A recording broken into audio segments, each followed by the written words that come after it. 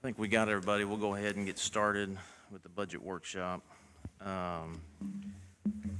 Starting out, Emily and I, we sat down. She had, as we discussed, we had some anticipated bills that we were waiting on to identify any dollars that we could put into nonprofits.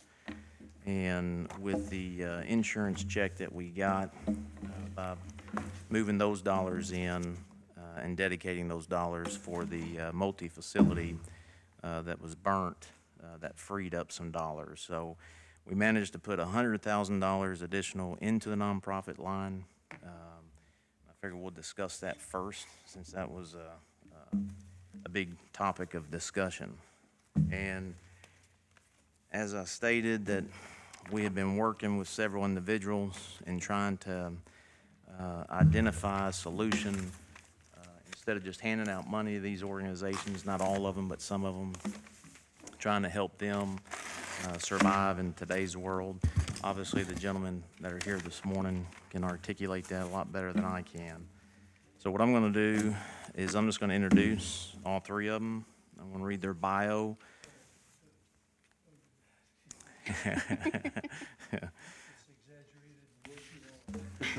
but it's definitely an achievement for some of you. I tell you, these are some good bios. But Tony Watkins on the end. Tony was a combat medic in the U.S. Army and a recipient of the Kentucky Oak Leaf Cluster for achievement for being awarded the Expert Medical Badge. He's a graduate of Georgetown College with a degree in theology. He was a member of the Pi Kappa fraternity and president of the Internal Fraternity Council, a consultant for religious organizations since 1983 that has raised over $350 million.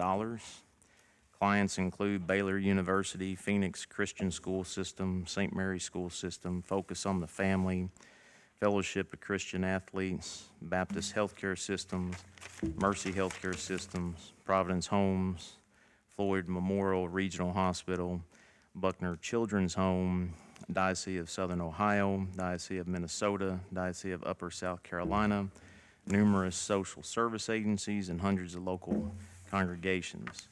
He has been the CEO of the Community Foundation of West Kentucky Incorporation since 2001 and has led in its growth both in assets and grant disbursement. The Community Foundation of West Kentucky, located in Paducah, now has 5 affiliates in the Henderson, Madisonville, Murray, Glasgow, and a new one in Marshall County. He was the recipient of the Commonwealth Award from the Kentucky Philanthropy Initiative in 2013, a 3-term commissioner on the Endow Kentucky Commission. He is married with 3 children, 2 grandchildren, and lives in Benton, Kentucky. And that's Tony Watkins. Peter Weber is sitting beside Tony. Peter is an assistant professor and director of nonprofit leadership studies at Murray State University. He holds a doctorate in philanthropic studies from the Indiana University Lilly Family School of Philanthropy, as well as a master in history and a master in international studies in philanthropy and social innovation, both from the University of Bologna in Italy. Is that pronounced right? Did I get that right? Okay. His research focuses on the way individuals participate in public affairs through voluntary organizations and philanthropic practices. His latest research project investigates the emergence of philanthropic innovations through the lenses of program-related investments by private as well as community foundations. He has published extensively in peer-reviewed journals, including Volantis, Nonprofit and Voluntary Sector Quarterly, Journal of Civil Society, Global Society, Journal of Public Affairs Education, and Journal of Nonprofit Education and Leadership. He has taught graduate and undergraduate courses at the Indiana University Lilly Family School of Philanthropy, Indiana University, Purdue University, Indianapolis School of Public and Environmental Affairs, and Murray State University. Among others, his teachings interests focused on grant-making practices, nonprofit management and governance, nonprofit advocacy, and public policy. and community engagement. In recognition of his service to the field of nonprofit studies, he was recognized by the 2013 Arnova Emerging Scholar Award, selected as a future philanthropic and educator fellow by the Learning by Given Foundation, awarded the Service Learning Mentor of the Year by Murray State University in 2015, and selected for the New Executives to Kentucky program by Leadership Kentucky in the Kentucky Cabinet for Economic Development in 2017. Peter is deeply engaged in local and national community. He currently serves on the board of the Purchase Area Sexual Assault and Child Advocacy Center, where chairs the Internal Affairs Committee and is member of its Governance Executive Committee, and on the board of the local United Way, where he sits on its Strategic and Allocation Committees. He recently joined the board of the Murray-Callaway County Community Foundation and serves on the Advisory Committee of the local Rotary Foundation. At the national level, he serves on the board of the Nonprofit Academic Centers Council, which is the international membership organization of nonprofit and philanthropic research centers and education programs. That's Peter's impressive background, and Dr. Robert Long dedicated his career to helping people help themselves improve the quality of their lives and the communities in which they live. The central commitment has been to the development of the next generation of community leaders, focusing on the decade between 15 and 25 years of age, when young people address major challenges in their own development and struggle to establish the capacity to impact the lives of others. Bob retired in 2016 after serving as the visiting distinguished professor of nonprofit leadership at Murray State University in Murray. Bob taught organizational and leadership development in the Nonprofit Leadership Studies program and the P20 and Community Leadership Doctoral Program. Prior to joining Murray State University in 2008, Bob retired from a 16-year career with the W.K. Kellogg Foundation, where he served as Vice President for Programs. His portfolio included the areas of philanthropy, nonprofit leadership, civic engagement, and traditions of giving. Before joining the foundation in 1993, Bob served as the endowed McElroy Professor of Youth Leadership Studies at the University of Northern Iowa, where he also directed the graduate program in Youth and Human Service Administration. Bob started his career as a youth development specialist with the Cooperative Extension Service in Illinois and Nevada. After years of direct service work in youth and community development organization, Bob was given the opportunity to step into the national arena when he was appointed to the Carnegie Council on Adolescent Development, Young Development, and Community Programs. This helped begin a journey to support the development of community leadership on an international stage, including work with related initiatives in Canada, Argentina, Saudi Arabia, and global initiatives of the Salzburg Seminar in Austria. This creative work led to professional service opportunities, such as helping establish the International Society for Third Sector Research in 1993 and Grant Makers for Effective Organizations in 1997. In addition, he served on the board of Grant Makers for Children, Youth, and Families from 1995 to 2000, with the final 2 years as chair. Throughout his career, Bob has held a variety of academic appointments, such as the service as the Senior Fellow at the Lodestar Center for Philanthropy and Nonprofit Innovations at Arizona State University since 2005. Born and raised in rural southern Illinois, Bob received his Doctor of Philosophy degree in Educational Leadership and Evaluation from the University of Illinois. Bob and his wife, Patricia, live in Murray, Kentucky. Patricia and Bob have a daughter and 2 sons working in the areas of behavioral health, environmental sustainability, and advocacy for people with disabilities. Throughout his career, Bob has developed creative programs and focused his scholarship in the areas of leadership and philanthropy. During his years at the Kellogg Foundation, Bob contributed to major funding initiatives to advance diverse philanthropic transitions, For this work, he received the Changing of Philanthropy Award in 2005 from the Women's Funding Network. His long career of community engagement and service was recognized when he was selected as the Duvall Leader in Residence in 2015 at the University of Kentucky Center for Leadership Development. He was listed 3 different times among the top 50 most influential people in the nonprofit sector by the Nonprofit Nonprofit Times for his contributions to the global emergence of nonprofit and philanthropic studies. Finally, his lifelong dedication to capitalizing on diversity as a central asset in the development of quality communities was recognized in 2016 with the Murray State University President's Award for Diversity and Inclusion.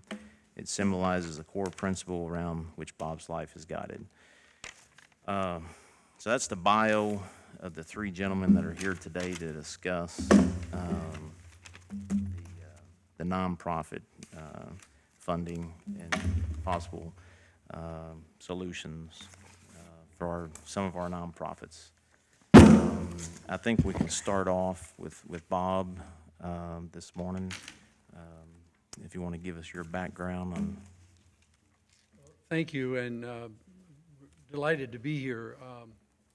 My comments will be shorter than my bio. I'm going to have to get a hold of that and edit it down considerably. I grew up on a small dirt farm just north of Paducah. If you know where Thompsonville, Illinois is, it's unincorporated, but it's still there, between Harrisburg and West Frankfort, more or less, about 5 miles off the hard road, as my dad used to say. So I feel I romanticized this region all my life. I left in 1966 with a draft notice, and then came back in 2008 when I retired from the foundation, always coming here for weddings and funerals and occasional reunions, but never living here until the chance to return. So to be with you is very much like being at home, and I wanted you to know that despite all that stuff that Kevin just read. It's nothing to do with me. It's the circumstance of a job I got, and jobs lead you to opportunities. It's not personal. It's the organizations with which I worked. Could we go ahead and put up that first slide? What I'd like to do with the time I have is I'd like to talk about the history of the distribution of government tax-related funding to the nonprofit sector and what some of the patterns have been.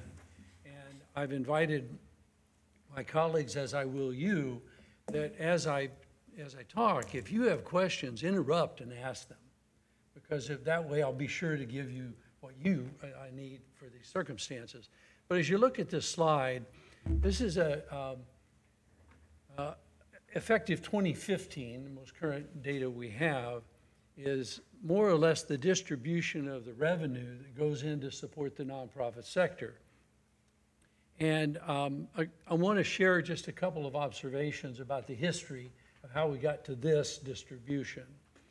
There was a time back in post-World War II, up until probably the mid-70s, where the nonprofit sector didn't receive a lot of government funding at all. In fact, it was a place that was considered an opportunity to innovate and do creative work.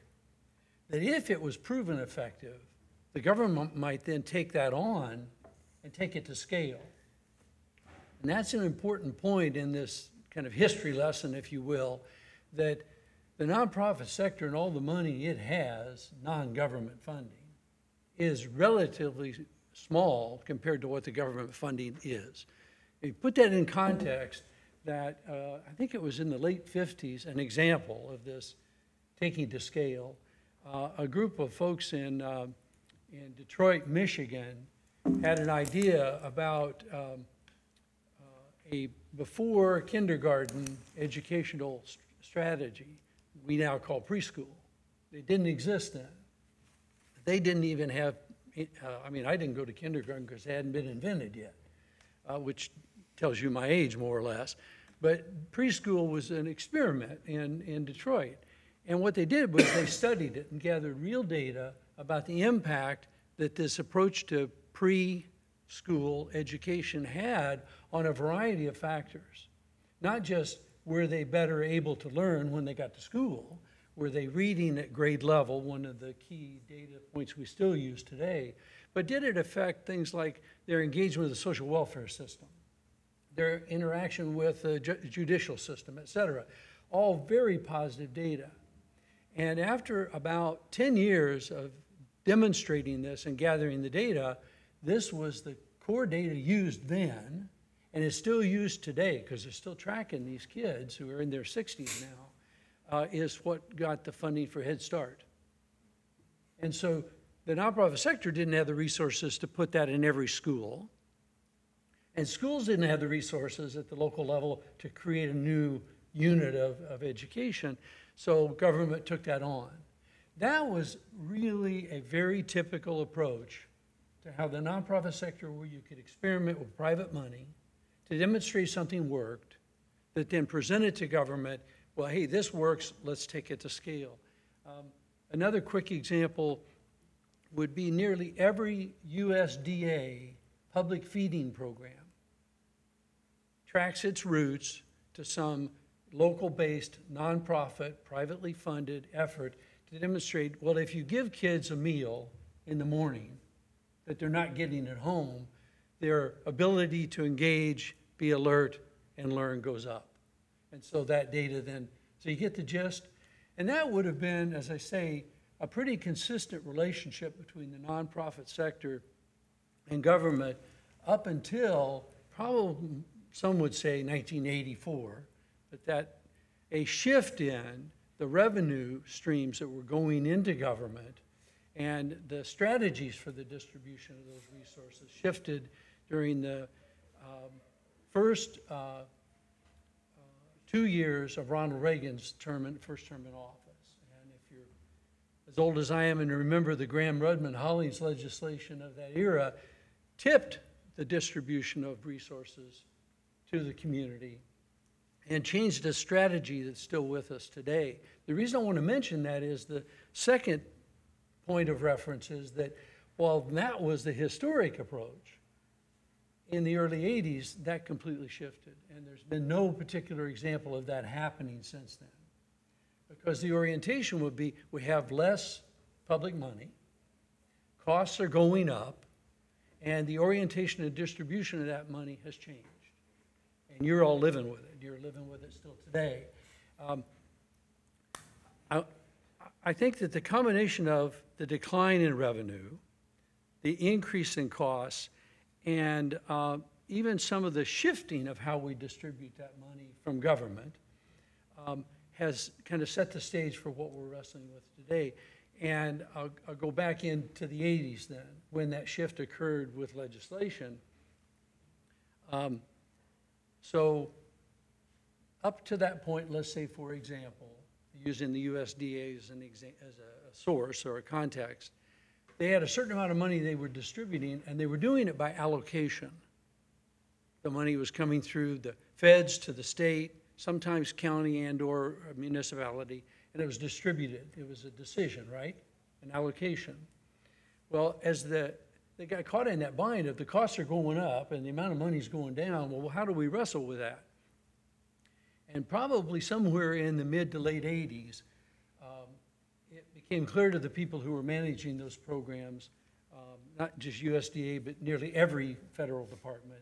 I had personal experience with the Department of Public Health out of Health and Human Services, where that really hit them in the late 80s. They tried to come up with ways to distribute the money differently. And you know the term block grants? We're all familiar with that. That's kind of when that got invented, okay? You're not getting an allocation any longer. The pool is smaller, but you still have access to it, but you have to apply.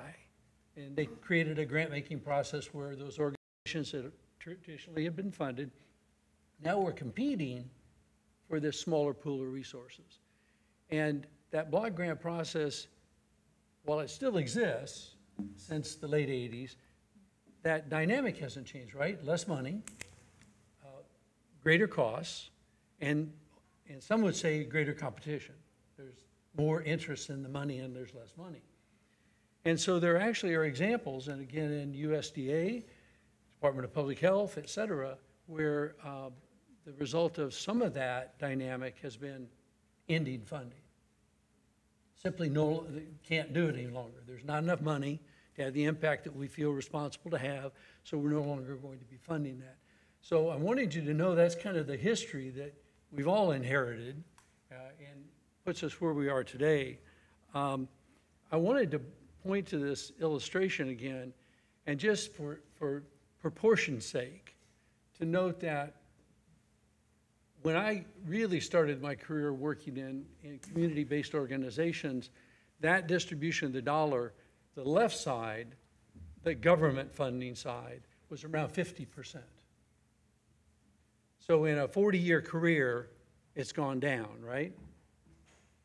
The right-hand side of it, fees for services, that means a person has to pay out of their pocket to do something, has gone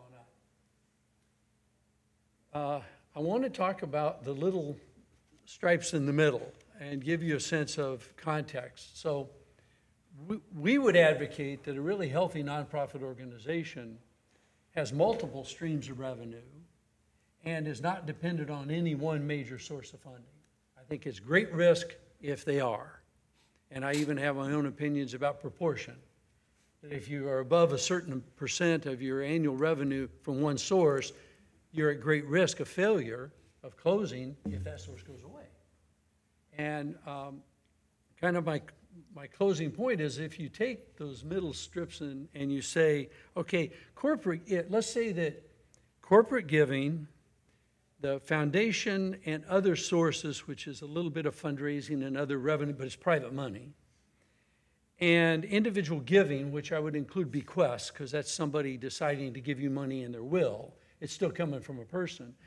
If you took those as three sources and said that's 100% of the money coming from philanthropy, right? That's 100% now. That's the whole dollar. Picture this. Corporate giving would be 2% of that dollar. And I had an engineer's son who helped me with the math on this, because I have a degree in philosophy and psychology and not math. And the foundation and other sources would be about 18%. I'm trying to make sure it's 100%. What's that mean? That means that 80% of all of that money comes from individuals. That's not fees for services. That's our generous society are reaching in our pockets and contributing to things we believe in, that we hold dear to the heart. That number, at 80%, hasn't changed significantly in my entire career. So if you were looking to private sources, non-government funding, throughout my career, 80%, give or take, depending on the economy in a given year, was coming from individuals.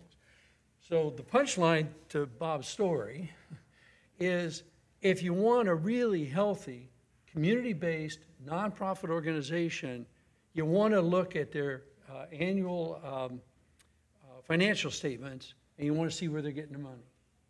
And you want them to be getting around 80% of their revenue from individual donors. Because the key here, as you all know, because you're all involved in your community, is that it's more than the money, right? If you've got 80% of your support base coming from people in the community that care about your mission and love your organization, and likely have had their lives affected positively by that mission, that's not just dollars, that's a support base. In a crisis, you have a place to turn to. You've got advocates and champions for what it is you're doing. And so that's kind of, you have to forgive, I just heard that. That sounded a little preachy, so forgive me. But as my dad said, I come from a mixed marriage of Baptists and Methodists, so sometimes it comes across that way. But that's the truth of the nonprofit sector, is that government can help it and help promote and expand and test and do a lot of things today. But who's going to sustain it? Who's going to make it healthy and strong? We are. The people who reach in our pockets and give that 80% of that revenue. So before we shift on to Tony, are there any questions about that history I just shared with you? Anything at all? And I love challenges. I know my data pretty well. You know, Bob, I've got a question of a couple Sure. of things that you said. And by the way, I've known Bob long before our hair was this color, both of us. I recall we were both better looking too. but- Exactly, exactly. But my question is, in the nonprofits I know that we deal with here in Marshall County, and you said during your career, and certainly I agree with what you had, or what you have said up to this point, 100%.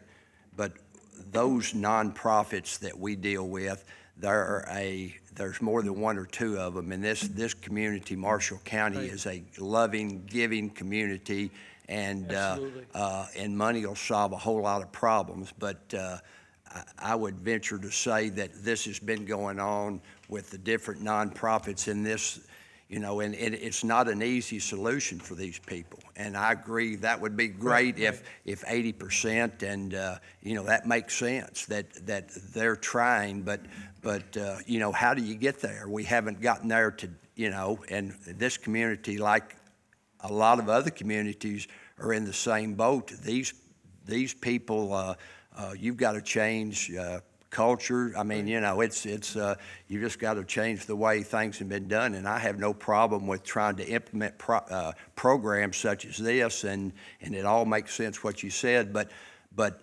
it's time consuming to do that, to go into these organizations and change. And I'm sure all these organizations will certainly welcome the opportunity for somebody like yourself or somebody that's an expert to come in there and work with them. But by my question to you is, I guess, that is a long, drawn-out process to implement that and get to that stage where you have 80%. It just doesn't, you know, you don't push that easy button. Yeah, no, it's all of what you said is absolutely aligns with my experience. Right. But if you start today and you reframe your thinking about your potential donor base, and you go back to my point about it's more than the money. I have led nonprofits. I've been involved in local community work in the first half of my career. And I think we need to begin to shift our orientation in the nonprofit sector about who are the donors. Because it would be easy, it would seem easy for me to get 5 or 6 of the rich people to give me a large amount of money and I'd raise my budget. That's not the point I'm trying to make. Right. The point I'm trying to make is that everybody who walks through the door of my organization, everybody whose life was touched by us serving our mission, and the families that they come from are really the long-term donors. So I'd rather have a really large number of donors giving me a small amount of money because they can't afford to give me large checks. Absolutely. Then I've got the money, but I've also got this large base of support of the champions for my work. People, as we often wanted to say in the public health arena, people don't stay sick forever. People do recover. People sometimes don't recover, but their families appreciate the effect we had, et cetera. So you get the gist, right? That's the donor. That if you've got a couple thousand people giving you $100, Absolutely. or helping you get $100, one of my favorite strategies for nonprofits serving the poor is give or get $100. So I can give 10 and get 9 people to give 10. I got my $100 contribution. But you in the nonprofit have a couple of thousand people who are both your donors reaching in the pocket and giving you the $10. And when you've got a crisis and need help, when you're trying to promote a new piece of program or reach a new part of the community, I've got these advocates or ambassadors of what I do.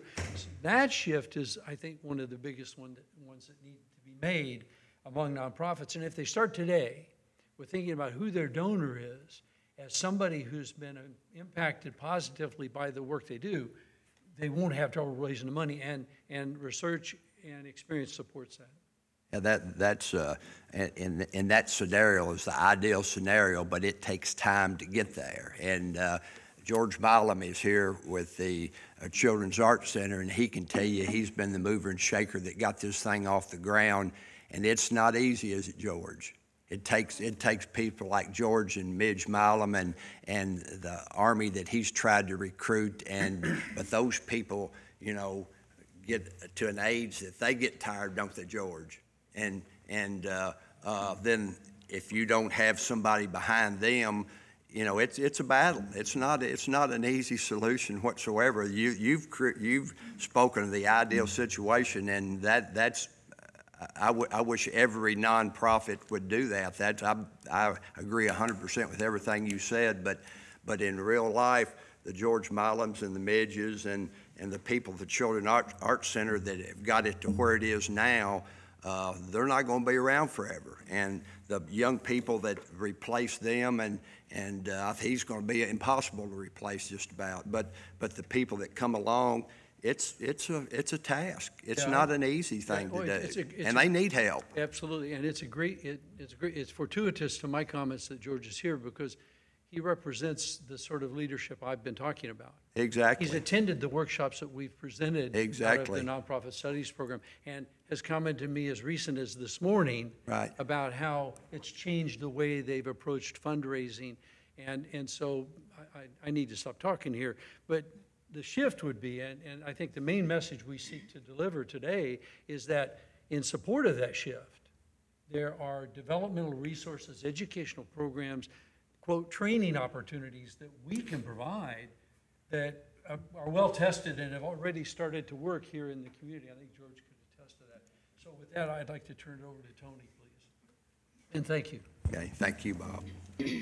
I'm glad you said that because you just reaffirmed what we've been talking to the judge executive about for the future. And let me give just a little background how this even culminated.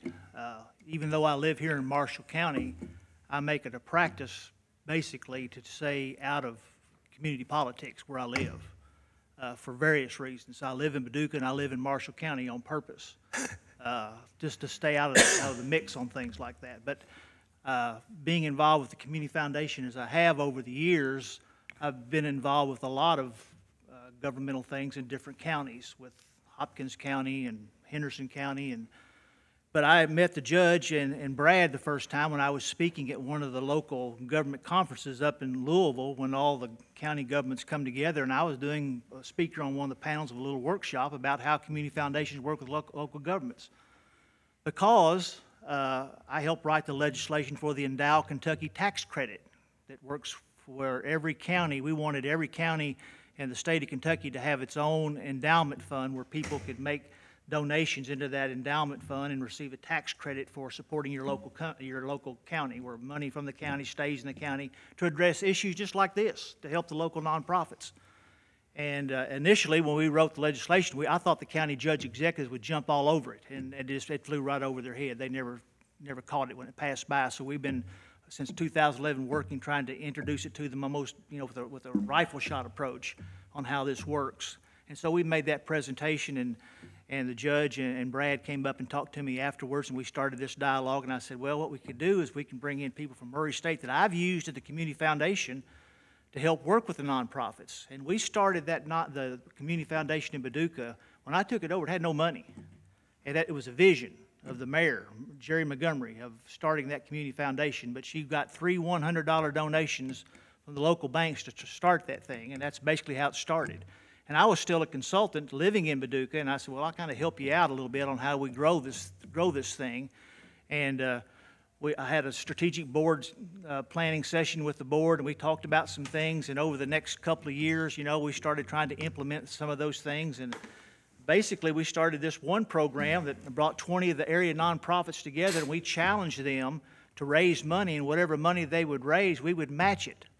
We had no money to match it, but we had a local benefactor there that says, well, I'll give you the money to match. And it was so successful that now it's raised $5 or $6 million over the years. We're still doing it today. It's called the Fred Paxton Challenge. Now we're not even doing the event anymore. We're still challenging those nonprofits to raise money, and we're matching it. And last year, we just had a celebration because the nonprofit organization, once they caught the vision that they didn't need something else to put on their calendar, another event to do, just to go out and raise money and run it through the Community Foundation, we'd match it. Last year was the most successful year we ever had. And now the secret to it was the money that they raise, I give it right back to them at 100%. So they're automatically successful, and they feel good about what they do. The match money, I put it into an endowment fund for them. I forced them to start an endowment because they're raising money for today, but they got to think about tomorrow, because tomorrow's going to come. And so one of the things we teach them to do is say, you know, you've got to look at the total picture. Yeah, you can have an annual fund drive. You know, you can have a capital campaign. You know, you can have special events till your head falls off, but you've got to have the whole package. You've got to have all kinds of clubs in your bag. You know, and so we work with those nonprofits to help them, you know, establish those type of vehicles they're going to need. And so I've brought Bob in numerous times to have these fundraising workshops for nonprofits because they get tired of hearing me. I mean, I've been all over the country raising money, but, you know, they see me as the hired gun. So I bring people like Bob and Peter in and other people to say, here's what you need to do. Do these type of activities. And George has been there. Marcella's Kitchen has been there. You know, matter of fact, I offered the physical sponsorship. I'll let Marcella's Kitchen and the Clarks River Wildlife use my 501c3 to get started because I believed in their mission and what they were doing. And once they got to a certain stage, we helped them get their 501c3. Now, look, Marcella's Kitchen's in the process of raising $1 million for a new facility. We partner with them. That's the thing you need to do. We partner with them to make sure that their chance of success is even better. But the thing that I want to, you know, to share with you and challenge you to understand that even as a donor, as a physical court, or as a donor yourself, you have responsibilities. You know, if you're giving money away, especially public money, you need to make sure that what you're investing in is going to be successful. And I want to implement that by just saying this one thing. I looked at all the 990s of these organizations you're giving to, and there was one organization that I looked at that 99.5% of their money came from government grants. 99.5% of their money came from government grants. Great organization. Need it for your community. If you're going to bring businesses into the county, that's one of the things you're going to look at. Do you have this type of facility in your county? But 99.5% of the money coming from government grants, you know how long their life expectancy is? Not long. Because that grant money is going to go down, down, down, down, and they're not structured enough to raise the money that Bob just told you about. So what's going to happen? They're going to die a very slow, painful death. I know which organization you're talking about, and you are correct, and that's happening just because the nature of that organization and the definition and the longevity and people being healthier and living longer and so forth. And but my question is, and certainly your program, I agreed with everything I've heard here so far today, and so glad George is here. But what is the solution of that one organization you're talking about? You wouldn't propose, how can you all help them or us as a fiscal court in bringing you all in to help those people? If we cut off the funding right now and there's a padlock on the door, there's not an opportunity for you all to come in. My point is it takes time to do this. I don't think anybody's ever said the word cut off the funding. No, I don't, but I was concerned in this budget, the fact that that was going to happen the way the budget draft was. Well, it's going to happen sometime. Yes, I'm telling you I know right. that. Yeah, it's going to happen. That organization's been here a long, long time, many, many years, and it's headed right where you're talking about. Well, if we don't help them. If I may, I think because we have an example and organization, but we have a principle that applies to all of them. Right. And my history And I agree lesson, with I hope, set the stage for that's Sure a did. reality that's Very coming. good analogy. I would encourage us to move on to have Peter share with you some of the strategies that we've used Sure. and that we have available to help nonprofits respond. I think that might, and then see if your question is Right. answered. Is this a program that Peter said he has Bob and come in and help? Is that a free service that Murray State University offers? Oh, yeah, Okay. unless we hook up with we need an adjunct type of person. It would be a small cost. I'd say certainly the price is right, so. Yeah. I would say the answer is it's not free, Right, but it's really reasonable. right, okay. But that's where we were headed. That's good too. And that's what we proposed to the judge, and them said, you're right, it is a process. It's not, Right, there's not a exactly. magic That's wand. my only point. It doesn't happen overnight. Right. but, you know, the nonprofit organization has to commit to it too. We're talking Exactly. about the staff and the board, their donor base, they have to commit to it too, because it's not, they're not gonna turn around on a dime. They Right. didn't get in that shape overnight, and they're not gonna get out of it overnight. Exactly. To go back to your point, I completely agree with you. And I'm not from around the corner. I'm not from Marshall County, as you can hear from my. You and Bob weren't neighbors growing up? Yeah, I'm definitely not in the same I'd never known neighborhood. that. As you can guess from the accent, I'm German. I grew up in Italy. And in Europe, as you all know, we rely quite extensively on government services. One of the reasons of me coming to the United States to complete my doctoral studies was that the United States is the only country where there are extensive educational programs on and for nonprofits. I joined a program in Indianapolis, which is at the time was the largest program in the United States. The reason that the United States has those programs is because of what Bob told you. When in the 80s those public funds started declining, we as a society continued to rely on nonprofit, but the money wasn't there anymore. And nonprofit struggled because you cannot switch it from one day to Absolutely. the other. That's not Absolutely. possible. I agree. And it was a nightmare for these organizations. So nonprofits were asked to do more with less. And in that context, all along the 1980s, across the United States, nonprofit management, nonprofit governance, fundraising programs emerged. Because those nonprofits had never been asked to do certain things. And those are the tasks that those programs try to address. And it seems strange, but if you think about the moment at the beginning of the first half of the 80s when the money went down and the nonprofit sector was thrown into crisis, at the end of the 80s, you have more nonprofits than at the beginning of the 80s. The reason is because the nonprofits put their sleeves up, and after a long, painful process, became more professional, implemented those fundraising, managerial practices that those programs were advocating.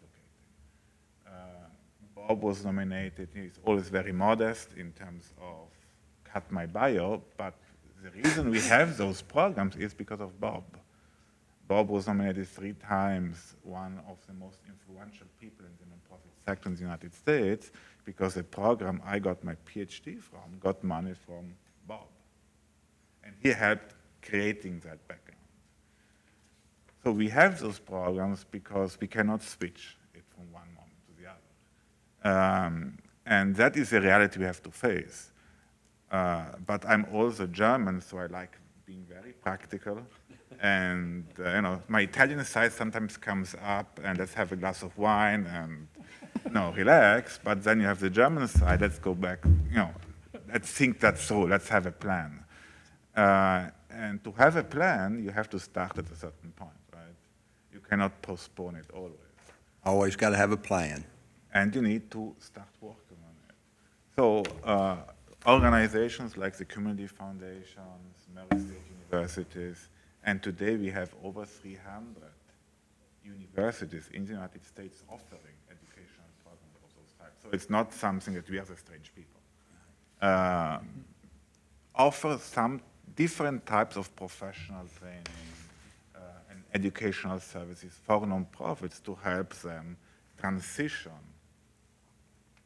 slowly from where they are to where they ideally should be. And you're right, it's ideal, right? But we always strive for the ideal, and that's what Absolutely. we do in the US, right? So the type of programs we typically offer, and that is kind of just an example here on the slides, we have financial fundraising and fund development workshops.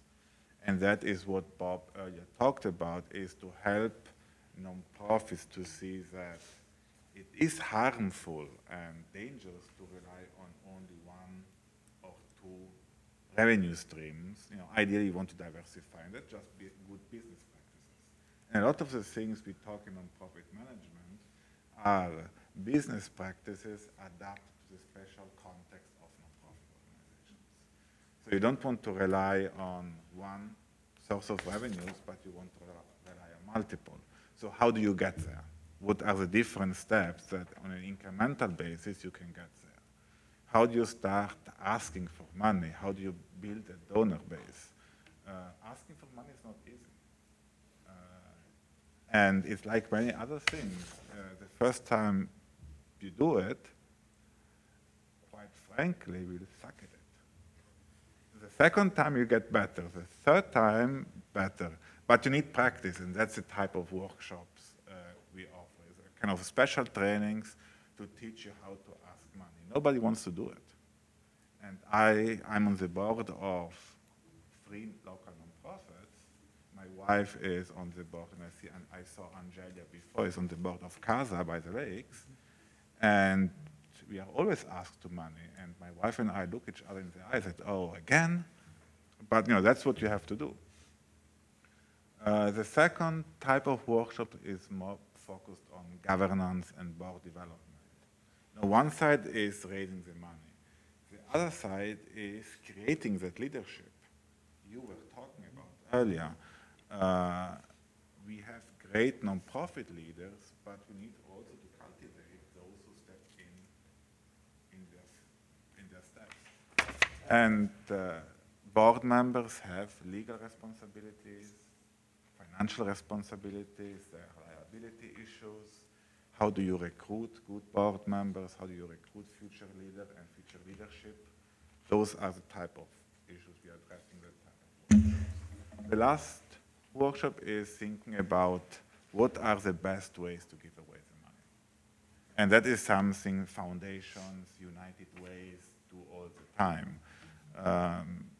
One of the most important things for nonprofits is being transparent and accountable. Because for the for-profit, the business world, the currency is money. For nonprofits, the currency is trust. If you betray the trust, you won't be able to cultivate those donors. Because if a donor doesn't trust you, and you have heard it about the Red Cross, Wounded Warrior, and many other large nonprofits who got involved in financial scandals, their donation went down. So thinking about what are the best way to give away the money. How do you measure success? How can you as a nonprofit show that you're successful? It seems easy, but it's not. Because you cannot really say, oh, everything has a price tag. Well, no, for the nonprofit sector, it's not like that. So thinking through those questions in the awareness that it's not today we do it, tomorrow we are great. That's not how it works. It's a long, slow process laid out in a very German way. Start at a certain point and hopefully get to the other. I agree with everything you said up to that statement. But I guess my primary point is you need to start at a certain point. And the important thing is setting up a long-term plan with clear goals and objectives, and then we think, how do we get there, step by step. It cannot be, and the worst thing you can do is doing from 0 to 100, but we need to go step by step. And I think that's what we can help you, and we will be happy to help you, but the eventual choice is Help us help them. and it's exactly because we need the nonprofits. Without the nonprofits, our community would not be the same. So our task is to help them and to help the society and community in general. And I know this problem is not just here in Marshall County, because in the purchase area alone, the PAD district, there's 8 counties, and the organization that I assume I know who you're talking about, with 99% of income coming from government agencies and so forth, out of the purchase area in the 8 counties, at present, it's my understanding that there's 3 of those entities that no longer have directors and can't get people like George Milam in that position, even if they pay, and George makes a heck of a lot of money doing in Midge, doing what you do, don't you, George? I mean, you give yourself you double your salary every year to 0 to 0, don't you? 2 zeros. But the problem, it's a universal problem, or at least local problem, because out of those 8 counties, 3 of them are still looking for directors of their program. And as of last week, Marshall County's looking for one. So that makes 4 of the 8 in that organization that you referred to that do not have directors. They can't find somebody, or George Milam, Midge Milam, and his little army that he established, and he has no problem asking for money, because public money, private money, because he hounds me every year to, and he talks my wife into it, but it's a problem. It's not a problem unique to us, and certainly those organizations, those that you're talking about, I attend their board meetings, they want help. They're desperately wanting help to increase attendance, get the word out, have membership drives and so forth.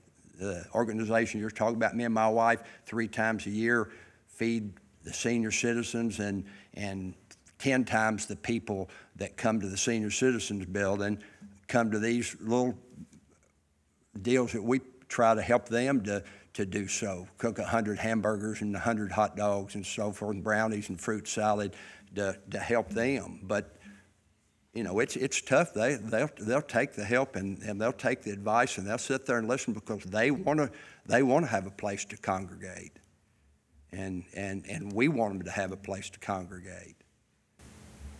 Well, I've spoken to Pat group for that particular group, Mm-hmm. and I have 18 counties here in western Kentucky, so I can make that scenario even worse. Exactly. It is bad. It's an ugly picture, isn't it?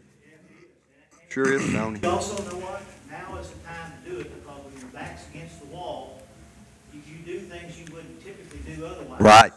You take more chances. That's all I'm saying is that we don't want to go the next 30 years, battling over these same issues. Let's address it now. If there's a better way to do Right. the mousetrap, let's do it. Well, we've got the expertise of, like these guys here at Murray State University. I mean, we're all, well, Peter's younger than Bob and I are, but we're not going to be around forever, to implement this type of thing. But I agree, you've got to bring up a new cadre of people to take over these organizations and learn how to fill in these slots, because it's, I look at it all the time. I do a lot of work with churches, and it's, the church scenario is scary to look at that, trying to replace the givers that are givers in churches. Sure. So I'm not saying anything I don't say every day, and I have people coming in my office, and I preach the same thing to them. But Bob is exactly right. Money will follow your mission. And once we get these organizations touting what they do and what they do exceedingly well, and even you as commissioners, when you decide the money to give away, what is your evaluation status? What are you looking at on there? I mean, you probably need to hear what we got to say about how you look at these things and make it a level playing field on how you give the money away. You've got X amount of dollars to give away. How do we look? Are these nonprofits? Are they in good compliance with the IRS? I mean, I can tell you that just a couple of months ago, I looked at the IRS hit list in Paducah, and there were 56 organizations in Paducah that had their IRS certification pulled, which means they're no longer in compliance. They can't get any money from anybody. Well, they can, but it's not tax deductible. Well, what causes that? There's a reason. So we have to do our investigation. I have to make some pretty tough phone calls every once in a while saying, we can't give you any money from this endowment fund or from this. Right. Got to play by the rules. If it says almonds in the green beans, you got to have almonds in the green beans. Well, first off, in a casual conversation recently with Peter, I discovered that I'm the same age as his father, and that just seems wrong. You still have more hair than I do. But it's not the same color it used to be 40 years ago. I can attest to that. Back on my head. I wanted to close our comments with maybe tying together some of what my colleagues have shared with you. And it really goes back to the question, to Tony's final point, which is, how do we know that an organization is having its intended impact? Is it really achieving its mission? So my counsel to you and to those nonprofits, because those who've been to any session I've done have heard this before, is that it has to be evidence, and you have to collect it and present it. And so a good example, and I can do this with clear conscience because it was done in a public environment, the leadership of Marcella's Kitchen, which included 3 board members who were at a session I did on fund development in Paducah this past year. And we did a little workshop thing, and I presented the principles, and then they were given the chance to kind of test it by answering the question, what is your evidence that your mission's been accomplished?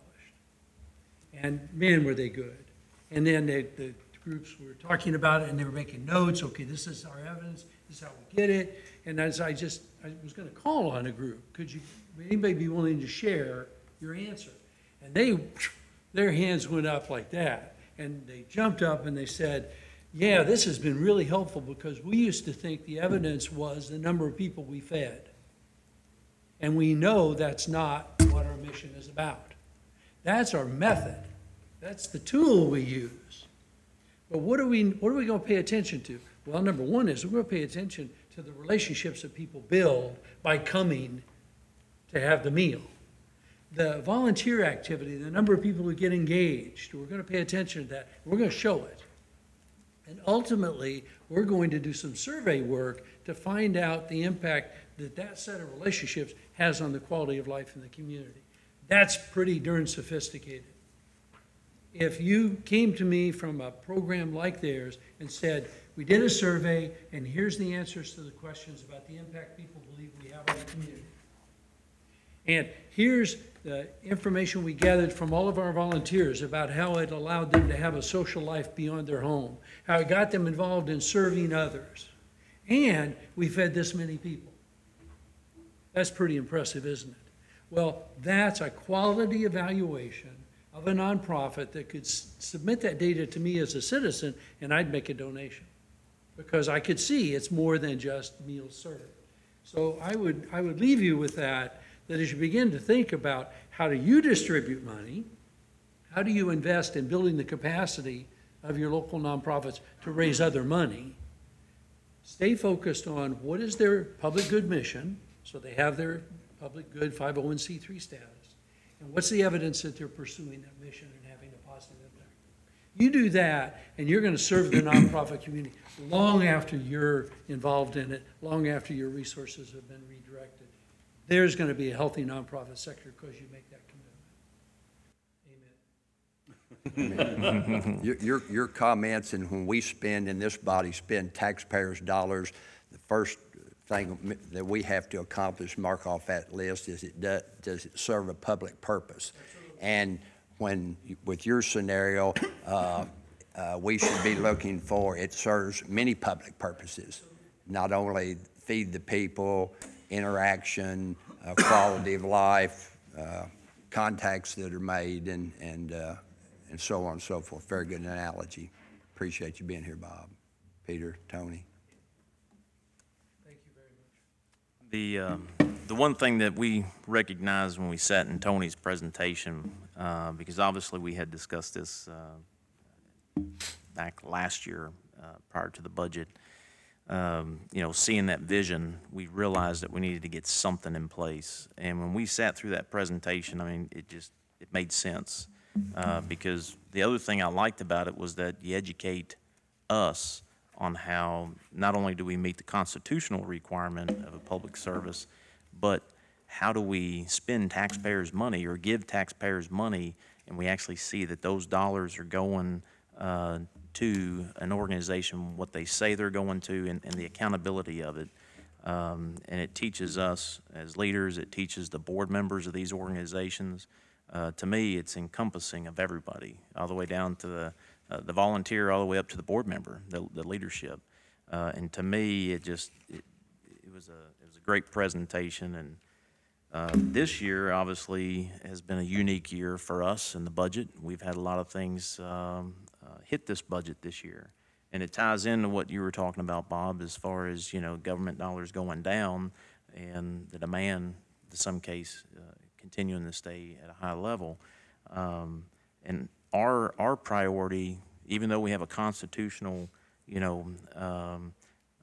ability to give the donations to nonprofits, but the day-to-day operations of the county government are priority. So seeing that, it's going to happen down the road, we've got to put something in place. You can't start today, or you can't start, 8 months ago and say that this is the right time. You just got to get it started, and you got to find the right people to make that happen. And I think that's what we saw, and I'm confident that getting the right people in place to help these organizations, and the testimonies to some of the organizations that have y'all or have used your training, it's clear. So I'm encouraged. I see it as an opportunity. We're not sitting here saying we can't give any monies. That could be a really bad situation for our nonprofits in our community. I think we have an opportunity because we're getting out in front of it and we're identifying, an opportunity or a solution for them. They're going to have to participate. And so I do appreciate y'all's time. Love the stories. But I do think that this will be something to offer these nonprofits in our community and help them grow. I think we're fortunate that, granted it's late in the month of June, but I think we're fortunate that we've actually, we're able to manage some dollars to put into this. But just like I said, budgets, in the future, it's going to be a challenge, or it can be a challenge. Do y'all have any other questions for him? Gentlemen, I appreciate y'all's time, and I'll stay in touch. Thank you.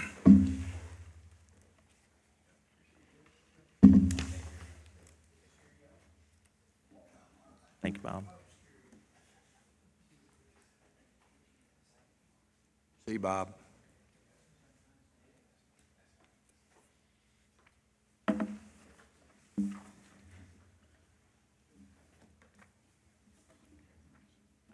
I think the other item of discussion that obviously is still going on is the school security.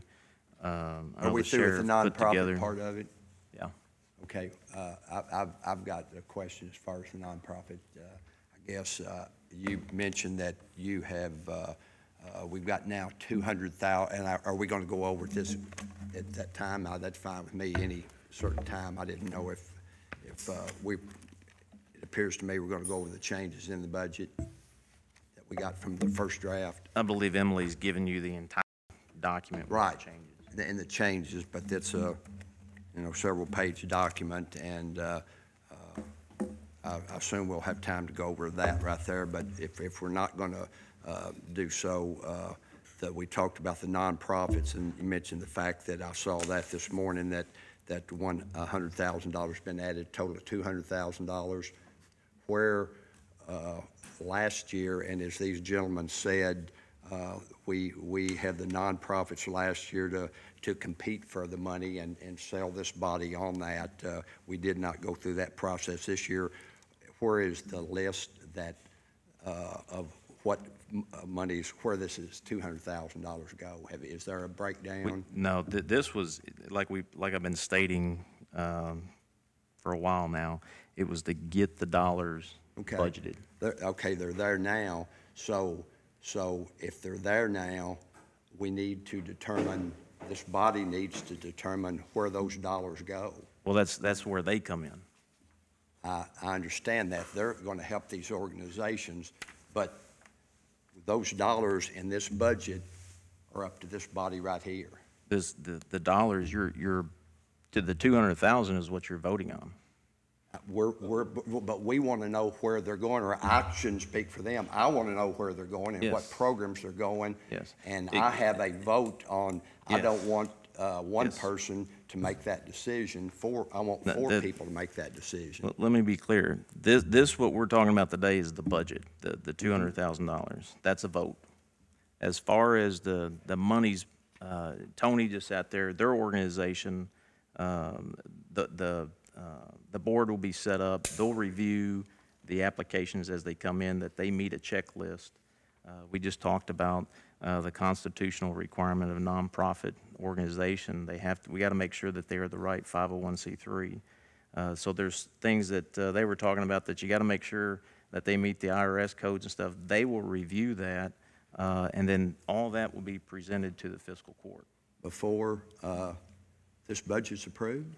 No, you got Okay, two, well, you got that's- two that's separate what things. I had a problem with the timing, and those gentlemen agreed with the scenario that I gave. It's not an easy process, and it's going to take time to get to these organizations, because the organization they're referring to, it is a problem not only purchase area-wide, but and Tony gave the example that of 18 counties, they all got the problem. He can make that a lot worse, but it takes time to do that. This is the first step. The budget, we approved the budget, the process of utilizing their expertise and their training will be put in place. They'll review the applications, and then all that will be presented to the fiscal court. We review the applications? This body reviews applications? Everything will be presented to the fiscal court. Okay. We will be making the final decision, the court, on where this money goes, though. Yes, Yeah. yes. Okay, well, these organizations, what are they going to do July 1st? That process is going to be completed in Yeah, in July. 10 days? It may take a couple months to get the process Okay, through. what are those organizations that depend on that money right now do for that? Rick, exactly what they were just talking about. They said it's We're a there. lengthy process. We're there to where these organizations are dependent, okay? The one organization that obviously was discussed, they're 99% dependent on us. That's right, and they We- have been for a we- number of years, and I agree we need to change that strategy. And We these people just- can help them, as George attests to. They have a lot of good ideas, but the timing of this, Listen, we can't let them survive on their own. I've said this They're before. not going to survive. You're focusing on the timing. We just put $100,000 into this budget. We still haven't even discussed the school security. I mean, there's been a lot of things that have happened to this budget. We're talking, I understand. And we're that. beating a dead talking about horse. other line This, items. this budget, we got $200,000 for nonprofits. We're gonna utilize, Bob and Peter and Tony to help, that process for these organizations. They cannot survive for 2 or 3 months. Some of those organizations cannot make it on, and the very organization they talked about, you know, if we bring these people in, and I've known that one gentleman for longer than you're probably that age, and they're good people, and they do good work. I know Bob Long for many, many years, and believe in his program, and didn't know Peter and Tony until just a minute ago. But as they said, this takes time, and let's talk about letting this program have time to develop. It's not an easy button. These people are smart people, but it takes time to implement that program. If you don't I'm have a director in confident- this thing for the 8. I'm confident that the organizations that are gonna request, fill out applications, that they will get it in a timely manner. Well, 2 or 3 months for one organization in particular is, they can't make it. And Bob can tell you from his end of the county, they can't make it. I haven't seen, there hasn't been any phone calls, there has been no organization that has reached out to me personally saying that they're gonna fail. Well, they're This- they're we- going to fail, we I can just- tell you. We just put And $100,000 into an extra $100,000 into the budget. which was $22,000 what's the, less than last year that these organizations depended on. And I'm just stating as clear as day, I am not going to approve this budget with this format that we're going to put $200, and it may be 2 months, 3 months before we can decide where they go. And some people, I just heard these gentlemen say it takes time. This process takes time. It does take time. Let's work on it. You- Let's but- work on it for 12 months and let the plan take place. It's a marathon. It's not a sprint. It does take time, but I'm- I think you're misunderstanding I'm not when they say misunderstanding it takes anything. time.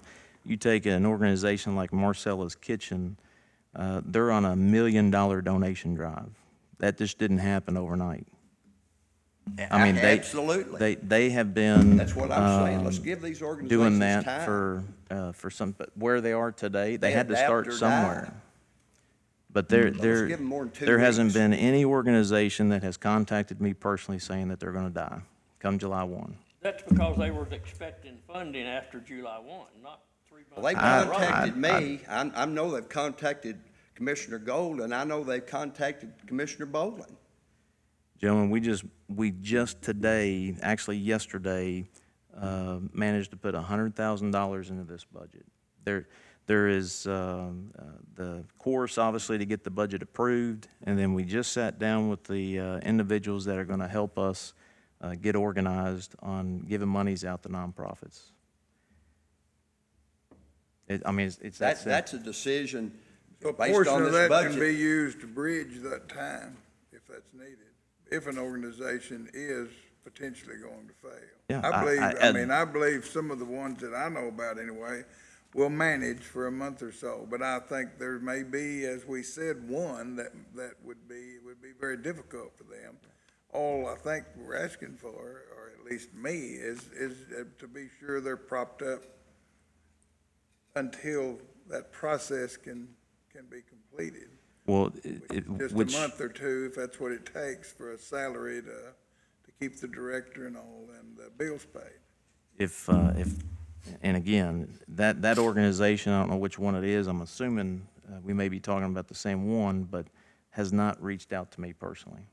And we've been discussing They have reached out this. with literature of what you asked them or what Brad Warning asked them before, a day after on May the 2nd, that he sent a letter dated May 2nd to this organization after this budget was drafted and handed to us by law May 1st. That letter. That organization has responded. That letter was for this fiscal year that we're in, not next fiscal year. And they sent that information. They All sent the that information after organizations, receiving that letter. look, all the organizations that we gave monies to last year, which are the And they were the justifying fiscal the year that need we're as in they right did last now, year. the letter was Period. sent out for the monies that they received to give us a detail what they spent those monies on. Correct. It's this fiscal year. We're talking today about going into the next fiscal year. I understand that, but that's justifying what they use those monies for and where those monies, they're going to do the same thing this year. You're talking about an agency, you're saying that an agency is going to collapse and fail. There has been no communication to me that any agency is going to collapse or fail. None, zero. It's perfectly clear to me if you would attend board meetings and as I have and as Commissioner Boland has and Commissioner Gold has, you would understand that philosophy. Well, if an organization, These if people an right here organization have is, identified in their homework, since they have been, the statistics they gave us, they identified the same thing. And they identified that one organization as they gave an example of. I'm aware of that. no, And I'm they personally identified they trying to get do what Bob 99% said, government funding. Help those people. They Having get- fundraisers and membership drives and so forth, as I'd mentioned before. But that organization is going to fail without those monies. The federal monies have decreased. There has been the county's nothing, monies have decreased. that has been given to me that indicates that. Like I say, if you attend those board meetings, you would know that. You got to reach out, then that communication is a two-way street. If an organization is going to fail, Rick, they'd come see me. That's as simple as it gets. If your organization is gonna fail, That's why I'm they would speaking for come. them, because No one they've has, asked me to do so. I haven't seen or heard anything of an organization failing. I'm here representing that organization. I attend their board meetings. As what? Commissioner Gold, if you knew by What- law, the elected officials, by the nature of your job, Commissioner Gold's job, Commissioner Boland's job, and mine, by lieu of the fact that we are elected officials, we are members of that board. I disagree. There's committees to We where you are can be. members of that board, period. You can be a committee Read their member, but, bylaws. We are members of that board. well, nothing has been presented to me. And this budget is my budget. It's not your budget. So if they are failing, they would contact me. There's organizations that have contacted me. They have I've- contacted Commissioner Boland. I've had meetings with They have contacted organizations. Commissioner Gold for the people that approved this budget. Well, And I'm they just have telling expressed you, their concerns to us. There's- And we're here to represent them and make sure that their concerns are heard. I think what we may get into a little bit more detail than we need right now. There's no other line item in this entire budget that you all expect to know every expenditure prior to them being spent. We're approving the budget. We're asking for your consideration on a budget approval as a whole, not necessarily as, you don't expect me to know exactly every expenditure that I'm going to spend in office supplies next year. You don't need to know that in advance No, before I not in those spend it. categories, but some things in this budget. Yes, that but I like to know. You are the approving body of those bills. Those payments cannot be made without your approval. You know that. And that discussion can carry on. It can't carry on until the budget's approved. There's nothing to talk about if we don't have a budget in place. So I think getting the budget approved, it's still a work in progress even after it's approved. We make appropriation transfers nearly every court meeting. That continues throughout the year. This is not set in stone. We get suggestions every court meeting, I agree, and we get it when we get the budget, when we get our packet and pick that packet up, and Desiree brings it up here 2 minutes before the meeting, but we don't see it until then. And you Isn't that entrust that correct? those department heads are managing their budget. You know that if they are not, you're gonna hear about it. If there's an issue, you're gonna hear about it. Those department heads are managing that. They're doing it for you. the budget today, we're not gonna beat a dead horse. The budget is what we're discussing. We just moved $100,000 into that line item. There's $200,000 in that line item. Last year, the original budget for that line item was $205,000. The amount you all approved, we sent out payments July 12th of $191,701. On the 18th, there was another grant that was approved that took that total to $222,301. On that day, the 18th, you all voted to move dollars from reserves into that line item to fund that additional grant. That's what I mean, is this is a work in progress. Because this has $200,000 in it, and it's not enough that you're not happy with that amount, that is something that you can continue to work with down the road. Right. It's $22,301 less than it was last year, and even But not before on that- July 1. It's only $5,000 Yes, less and than it that's was what- on July if 1. you would let me And in your finish, I first was coming- round, you that only was my spent next 191. And I know we make It's a, transfers. you all expressed concerns about it not being enough. It is more. It's a work in progress. If you all approve $500,000 in grants, you can pull from different line items and put that in there. And You know that's that. what this process is, to get to that Not point. this So we're all process. This is comfortable. about the Negative. budget. We're all That is comfortable. about an expenditure. Until This is about the is budget. approved, 4 people have to feel comfortable, or at least 3 out of the 4 people have to feel comfortable. And you're not Period. comfortable with it being $5,000 I'm not comfortable different with than what it several was things in here. last year? Okay. Okay. Well, this is $200,000 in that line. Now, school security. Sheriff, you emailed that to everybody, so everybody should have that document that shows the numbers. Do you got that, Brad? That you can put up on the screen? We have a hard copy of that? He emailed it to everybody. What? He emailed it to everybody. Okay, yeah, I saw that. My eyes don't get that very good anymore. Up on the screen. I'll forward it to you.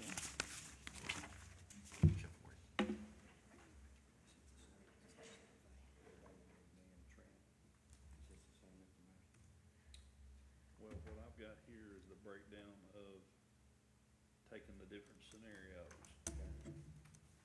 Obviously. Is that here, what they gave me? I don't know what they gave you. I took the hours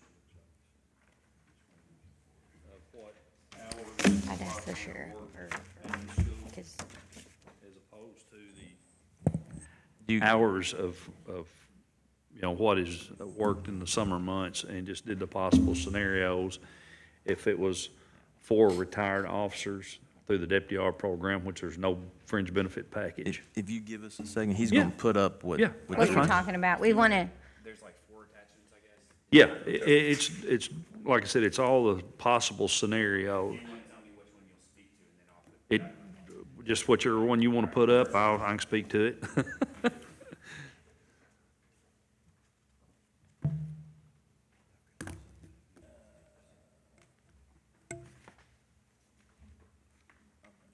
That's, if you can see that, it should be 1 deputy R. Yeah, that's, basically what that is the Deputy R, that's the program that, that, of course, the sheriffs have got a statute to where we can rehire a 20-plus year veteran and put him to work for salary only and no benefit package.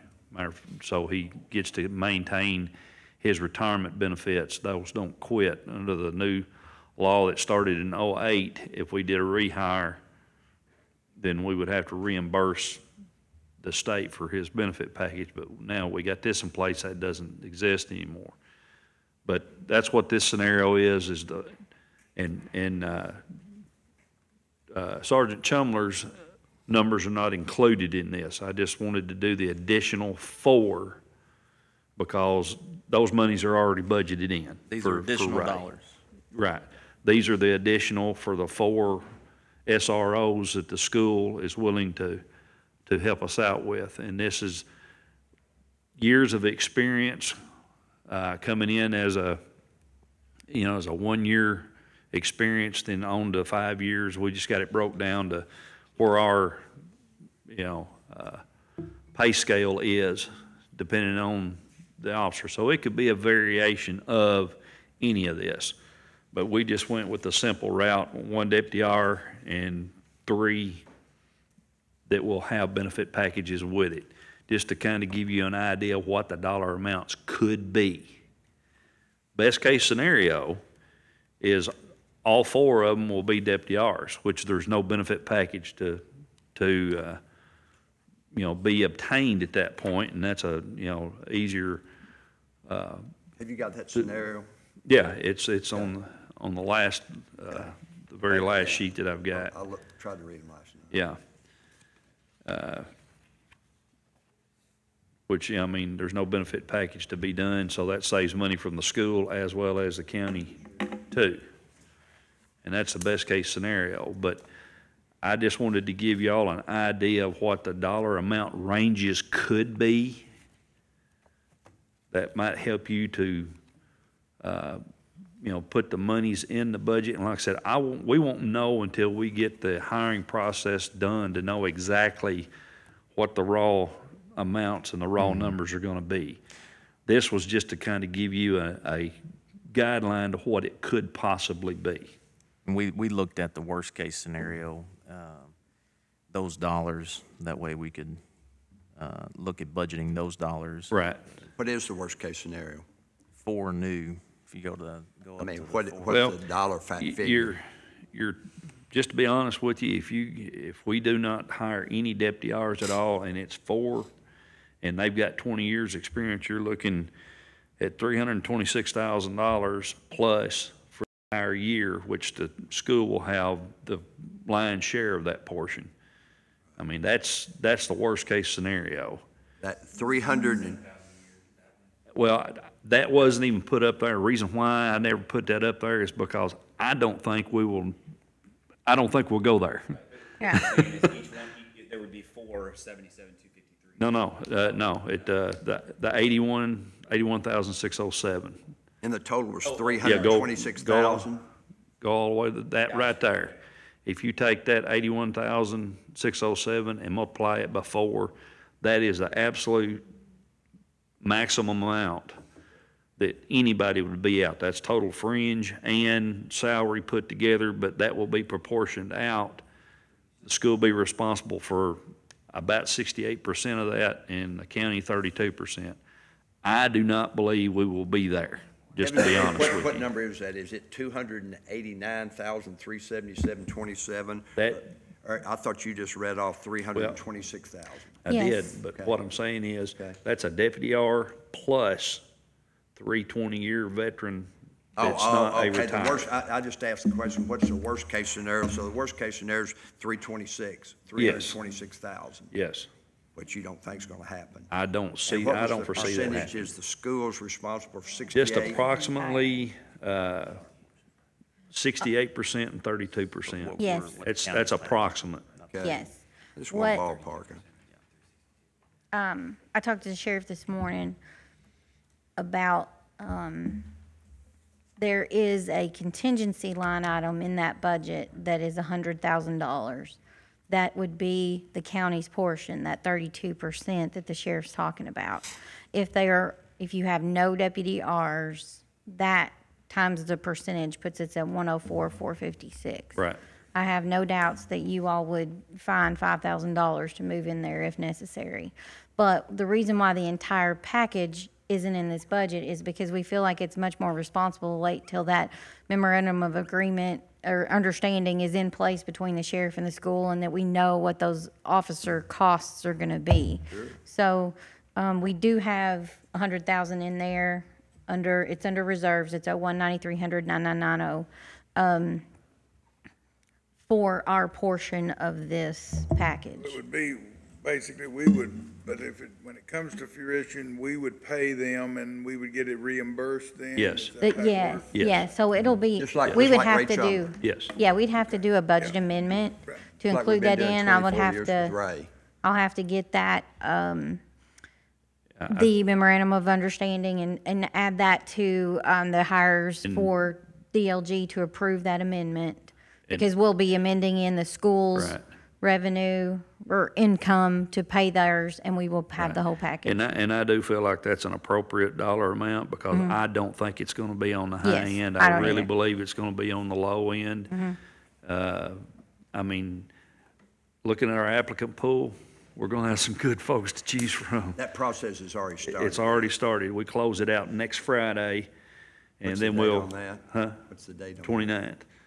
We close that out next Friday, and we are planning on doing interviews the second week of July and trying to get that process finished as quickly as possible. Now, I know we talked yesterday, one thing that this doesn't reflect is the overtime, and I think it should be discussed with That's the part of the school. discussion that's going to be in that MOU. Yeah, because you're talking additional 4 deputies, if there's increased overtime. Right. what I their think percentage is. just to be honest with you, I think we'll still be good with the amount of hours that we've set for the entire year coming up. I still think we'll be good with that. Sure. Well, I think Every that- time you hire E- new e- officers, even- you- I that's think the what way I'm to saying though decrease is overtime. the MOU, is it an annual? Do you Yes, we re-sign do that it annually? annually. Yes, we do it annually. The overtime, because obviously we're going to be paying, they're going to be reimbursing Right. Mm-hmm. as we go along. I think the MOU right now, as it shows, they pay half retirement. The sheriff's department pays half Overtime, yeah. With the increase, I think there needs to be, And that there's will going to be a lot of discussed. overtime. Yeah, that would be just, I don't know, it'd be an inordinate amount of overtime, just to be honest with you. I wouldn't, Wouldn't- I'd be wouldn't the concerned if initiative- it was pulling from your road overtime. If the schools, if, you know what I'm saying, get Yeah, the school yeah, yeah, I to understand. fund the overtime. Yeah. And in that way, it's not touching Right. your road overtime. Right. And like I said, that will be part of the discussion as well, yeah. In the nature of a budget, the budgets that I've been involved in the last 30 years in government is when it gets to a point where you've got so much overtime, obviously you hire a new employee and it relieves that overtime. And so the overtime, I would think with that, and I'm 100% for this program. I think Right. that after the events that happened in January, that jump, if it wasn't already the safety of those children Right. and protection of those children, if we didn't think that before that, we certainly should realize that now. So I'm all for, I think it's a win for the school system. I think it's a win. Our population doubles in the summertime when those officers come back. I have met with the superintendent, Donna Williamson, the facilities people, and I've got the same package. I thought that was the same that you Right. got in our meetings so that I could educate myself. But I'm 100% comfortable with this, and I don't think this worst case scenario. I think you're going to have some qualified officers that where those benefits are not involved here, and it's well worth it for me. It's money well spent. Top of my priority list, or one of the top. One other thing, with the increase, the first reading of the ordinance that we did yesterday, with the fee on waste, the increase, those funds could be earmarked for school security. And there's potentially, that way it's freeing up the general funds. It's not, we're not dipping into the general funds. Going from 2% to 6.25%, with that increase, those funds can be earmarked for school security. Basically, the sheriff's department's efforts, you could potentially increase from 4 to 6 to 8 if the funds are there. That's a plus. And the initiative to educate the community, because there are a lot of people, I know parents have spoken to me, but there's a lot of people, business people in the community that want to do something, and this is a great opportunity that we have to put out there to let them know that with that percent increase, there's a lot of stuff that's leaving our county that we can capture locally, and we can earmark those dollars for school security. So that's what that initiative is. And I know Waste Path doesn't have a problem with that. I think there's some other communities that outsource their service that could potentially be discussed to keep it in county to where we can benefit by, you know, those dollars staying in the county, and we can dedicate them to school security. And basically, if there's extra dollars, depending on how the money's come in, Right. It may even eventually get you deputies on the road, because I know, you know. Very possible. So I'm encouraged by that. We just did the first reading yesterday, but if that were to pass, that would be my goal, would be to earmark those dollars. Do you have an ETA, a when, as far as the MOU, or when? Like I said, David arrives back Friday, and that's one of the things it's gonna be a priority, is him getting with Jill at the school system, to where they work on that, put the package together. It's presented to the board. After the attorneys look at it, then the board votes on it, and then it's in place from that point. Okay. And that's why we start on it now, to where we can get it in that board meeting before school actually starts. And you said you had a solution for the vehicles? Yes. Is that, because you still have the grant, if those dollars come in, the VOCA yeah. grant? Most You can definitely. use those dollars to purchase those vehicles? Yes. But you've got some vehicles that you can, Yes, okay. yes. I mean, that's, Bob, did you have a that's, question? What line item is that 100,000 under? 01-9300-9990. Of the new budget? Yep, it is page, I know you mentioned this, but once we get everything in place, then that's when we can take a look at Where is the it? deputy Page hire and 12. adjust Page that. 12 of 18? I didn't hear you. I said, once Yes. we get the raw numbers in place, then we can look at the deputy hire to adjust that to reflect Yes. the income Yes. coming in. Yes. yeah, that will have to be Yeah, adjusted. Yes. and like I said, as long as we get that done before the end of the year, Where is that's, it? What number that's is not an issue. Right. Yeah. Right. 9990 on page 12. Yeah, that's what, I didn't see it in the sheriff's budget. Okay. Okay, very good. I'm trying to think, as far as the questions that were presented, I know we'll move on to the discussion of the hot mix. I know Wendy wasn't here to defend herself that day when we were discussing this, but she prepared, did everybody get a copy of this? Yes. She prepared this. If you remember, the 2-year road plan, she's laid out where we are today, and put together a pretty good document here. It shows, do you want to talk about that, Wendy? Sure. The ones that I've highlighted in blue, the roads that I've highlighted in blue are the ones that are actually being paved right now. They should be done by the end of this week. So that money will come out of this year's budget. And then the ones that's in white for hot mix for 18 and 19, they'll be paved sometime in August. They've got us on the schedule for August. That's for this, this year, the 18 and 19 year. And then going into the next 2 years, I've done a sheet in there, a summary of the hot mix and stuff that explains how we plan on doing it the next 2 years for the 2-year plan. And I wasn't here the other day, so I asked Kevin if I could come today and talk to y'all about how we rate the roads and stuff, because I want to make sure everybody understands how it's done, because there was some incorrect information out of the last budget meeting about it when Sean came.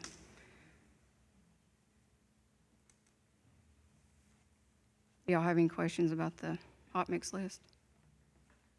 Are you going to explain what Sean said and the rating system, the way we rate roads Yes, now? I meant to give y'all this. I have a copy of how we rate the roads. That way everyone understands how we do it.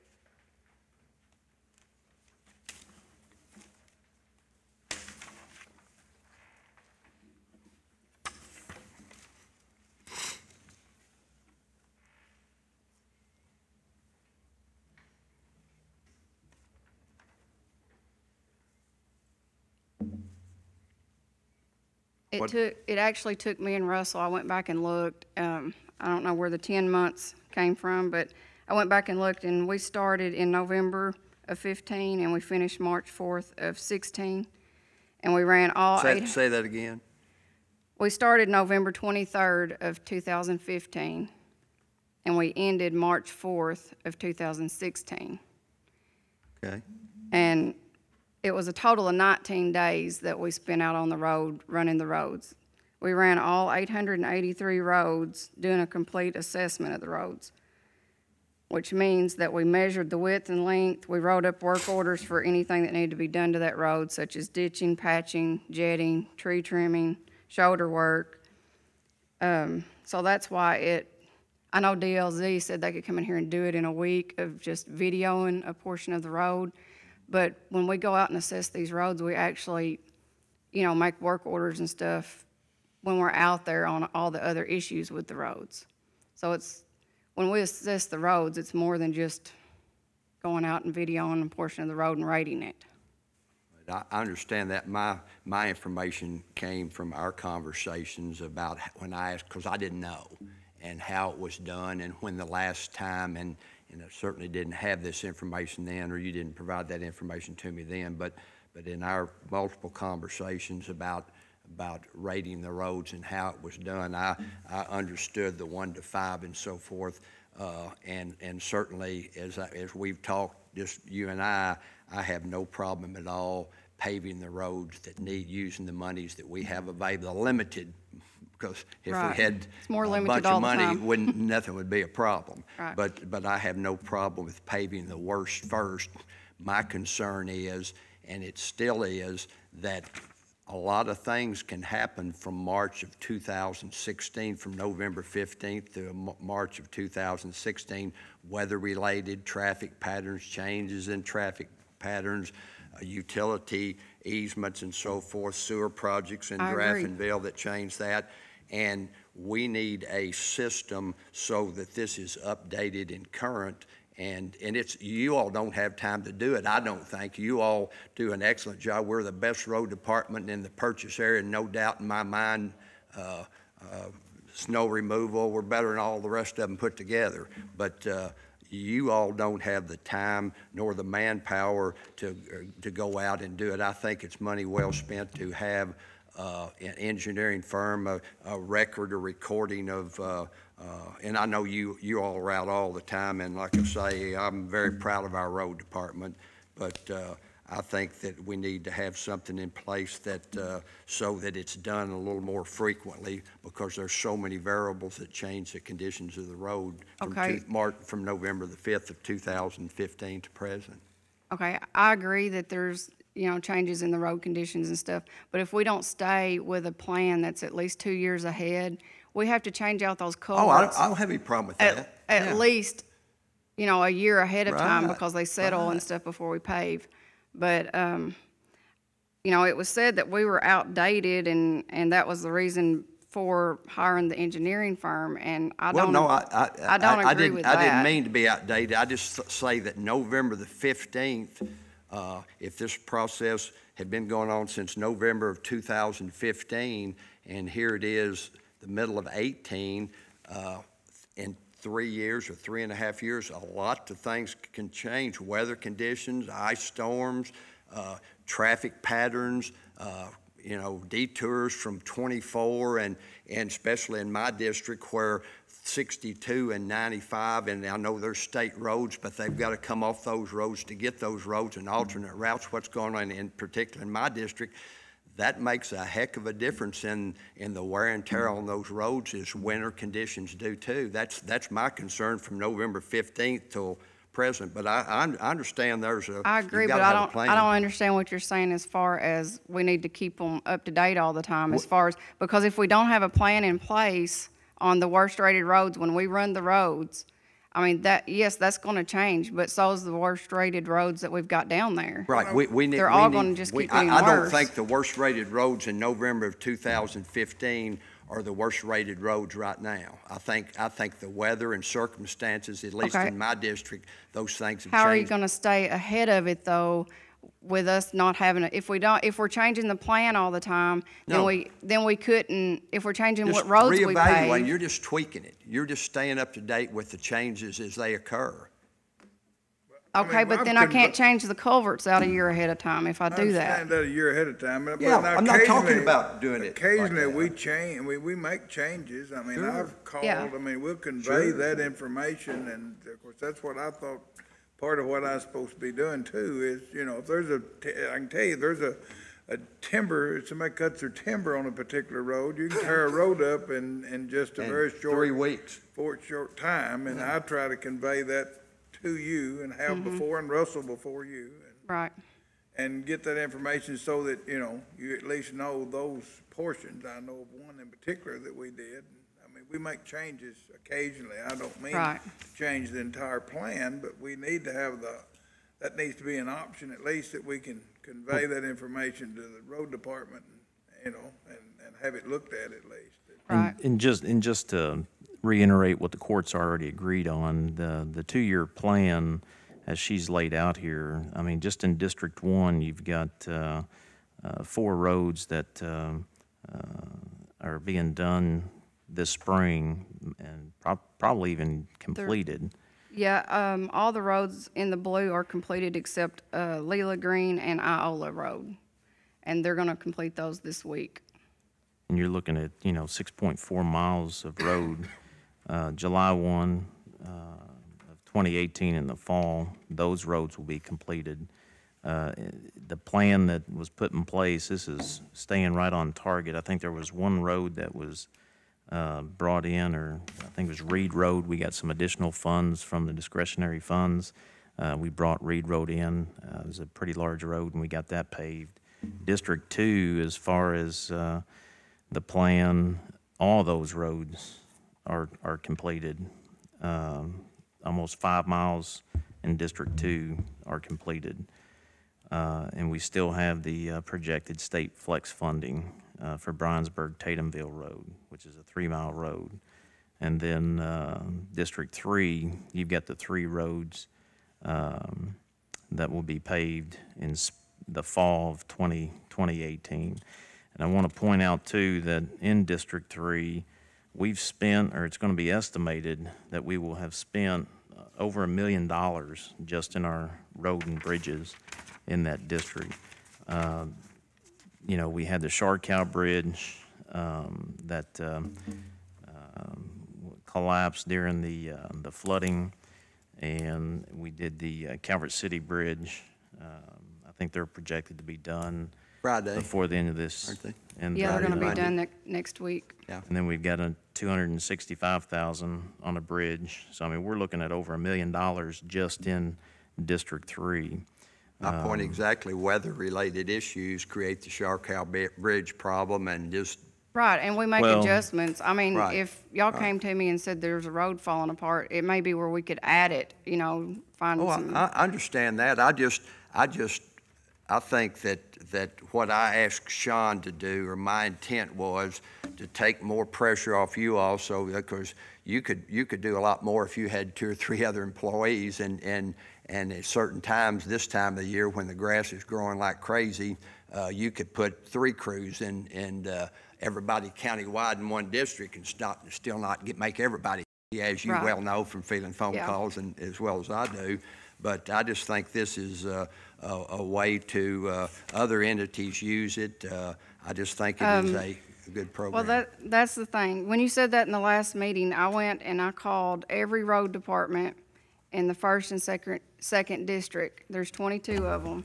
And the outcome was 7 out of the 22 counties have the commissioners suggest roads to the road superintendent, and that's kind of how they decide the list. That's kind of Which is how the we way done we've it always done it, years ago. Then 13 out of the 22 counties have the road superintendent suggest the worst roads to the fiscal court for their approval. And then there was 2 other counties besides ours, Crittenden and Hopkins County, that actually have a rating system like we use and do it, the same way as we do.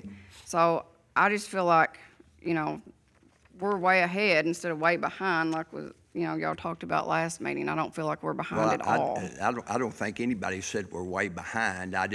My point is, Yeah. I have spoken with, I'm talking about cities, counties, not just locally. I'm just talking about, we're trying new stuff or suggest trying new stuff with these people from Murray State. It's just a service that I think is important, will keep us up to date, take a little more pressure off you, and let engineers, professional engineers rate those But if they do roads. it, I mean, it's gonna end up costing us more money, because if they're gonna do it, I want them to assess the whole thing just like we do. As Sure, far as and we going do out. too. But it's gonna cost more money, and then that do money's too. gonna come out of our paving fund, which has already been cut. So I just feel I like mean, we're taking away from the obviously, blacktop. we agree to disagree on that. I think it's money's well spent and at least looking into, and that's why I asked him to, this body, decides Right. what we do and so forth, and not everybody's gonna agree. We can Right. agree to disagree. The road review that was done early in 2016, and when it was completed in March, has been the road review that we have paved roads. There hasn't been any issues until now. And the issue I feel is that you feel that your district is not getting enough hot mix. Oh, no, I we- clearly said, Let me finish. Judge, that We- I'm we 100% put for this paving in the place. roads that need paving the most in Marshall County. That is, don't try to put words in my mouth. I think the taxpayers' dollars need to go to those roads that need it the worst, those low-rated roads. I just I want to make sure that the rating system is proper and up to date, and the last time we started that was November of 2015, and here it is June, the end of June of 2018, and as I stated before, circumstances change. I drive 60,000 miles in Marshall County over the last 4 years, and looking at roads in not only my district but other districts and comparing those roads, and we all know what happens with weather, and like I say, the traffic patterns of 69, that rerouting traffic and so forth, and 3,500 people come to work in Calvert City every day. So I know what happens in my district. I know that there's changes and conditions affect that, different scenarios. I mean, The plan, But I have no problem paving the worst roads first. I mean, you can look at our roads compared to the surrounding counties, and I think we're doing something right. Absolutely. I agree they're a lot worse than 100%. ours. I agree 100%. the 100% system, always have. the system that's in place is effective. And this road plan is catching us up as we discussed as a court. It gets us all caught up. I mean, when you look at the actual road miles, by the way that we were doing it, I'm not going to go into rehashing all that, but by 2019-20 budget, we will be completing what was put out in March of 16. Those roads will be completed.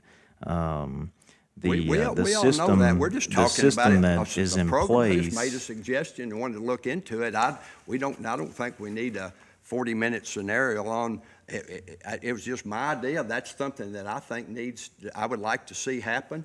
And we vote on the budget at the end. And if this is a democracy, if I'm outvoted, fine. But that's just a suggestion. It's something I thought would be beneficial. If you would listen, this 2-year plan, if there was to be another road review, it won't be in this budget year. I understand that. I perfectly So understand that. there's We would no actually need do to it put it this in this fall. budget. I would, yeah, that'd be fine. I have no problem with that. But November 2015 is, what's that? That's I just, like I say, this is my suggestion. I'm just one of 4 people.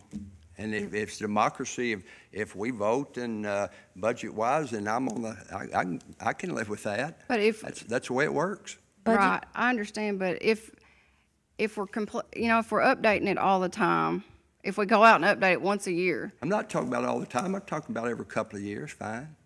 okay, well, That's then what we, I've dealt we would with in do the that this past, fall, is when yeah. we would run the roads again, Okay?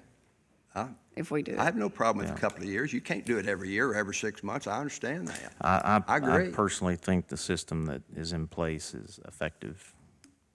Budget-wise, where do you propose to take that money from in the road fund? We transfer monies every single meeting. We had a list that long But and that if you're thick suggesting a last change meeting. to the budget, where Oh, are you suggesting we it come will- from? I will get to my chance at that when we go through this, and I would like to That's what see- we're doing now, going Okay, through it. Okay, well, would you tell me, that's what I asked a while ago.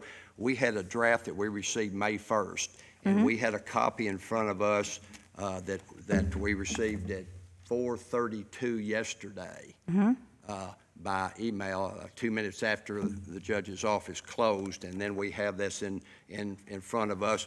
Would you tell me, and I would like to know the changes from the first budget to this, what we got in the proposed budget now? What are those changes? Without me going. We're gonna go through those. Okay, I just asked that originally, and I didn't think that was the answer. That's great. Appreciate that.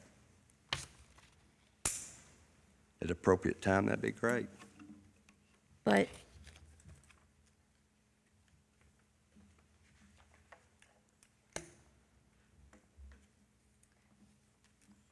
the only change between the first and second versions, there are not many changes in the road fund between the first and second versions. Okay, what are those changes? Where are you? We're going through and changing. I'd like to know every change that's been made in here. I have to make a decision on that. And there's not many? Let's go through those changes and identify.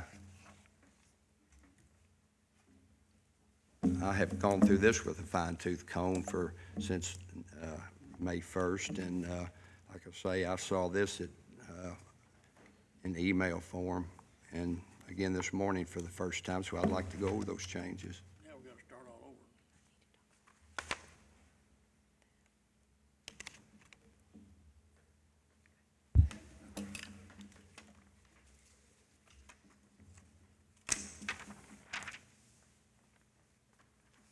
Did you get what you need on school resource officer?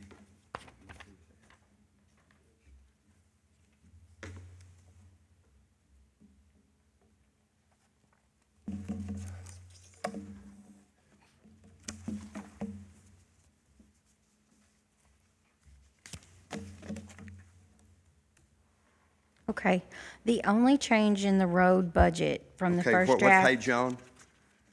So I can make my notes and at least identify those. Well, it would be the road fund in the appropriation budget. If you can't find that, it's page 13. Do what? If you can't find it, it's page 13 of 18. 13 of 18. The only difference between Wait a first, minute, I hadn't found it yet. 13 of 18. 7.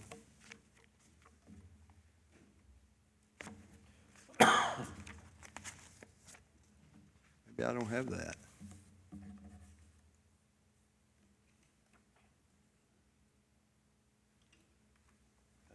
Look on Johnny's 13. I've got that right there. That's all I've got.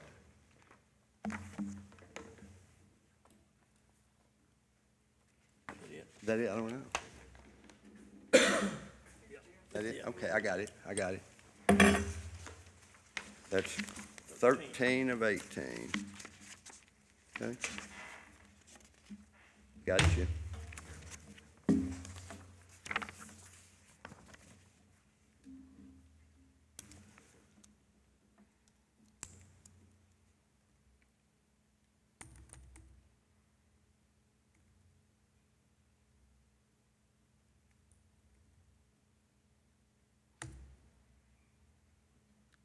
okay.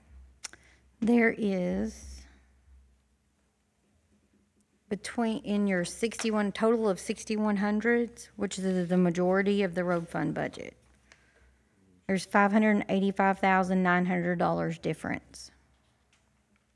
How much?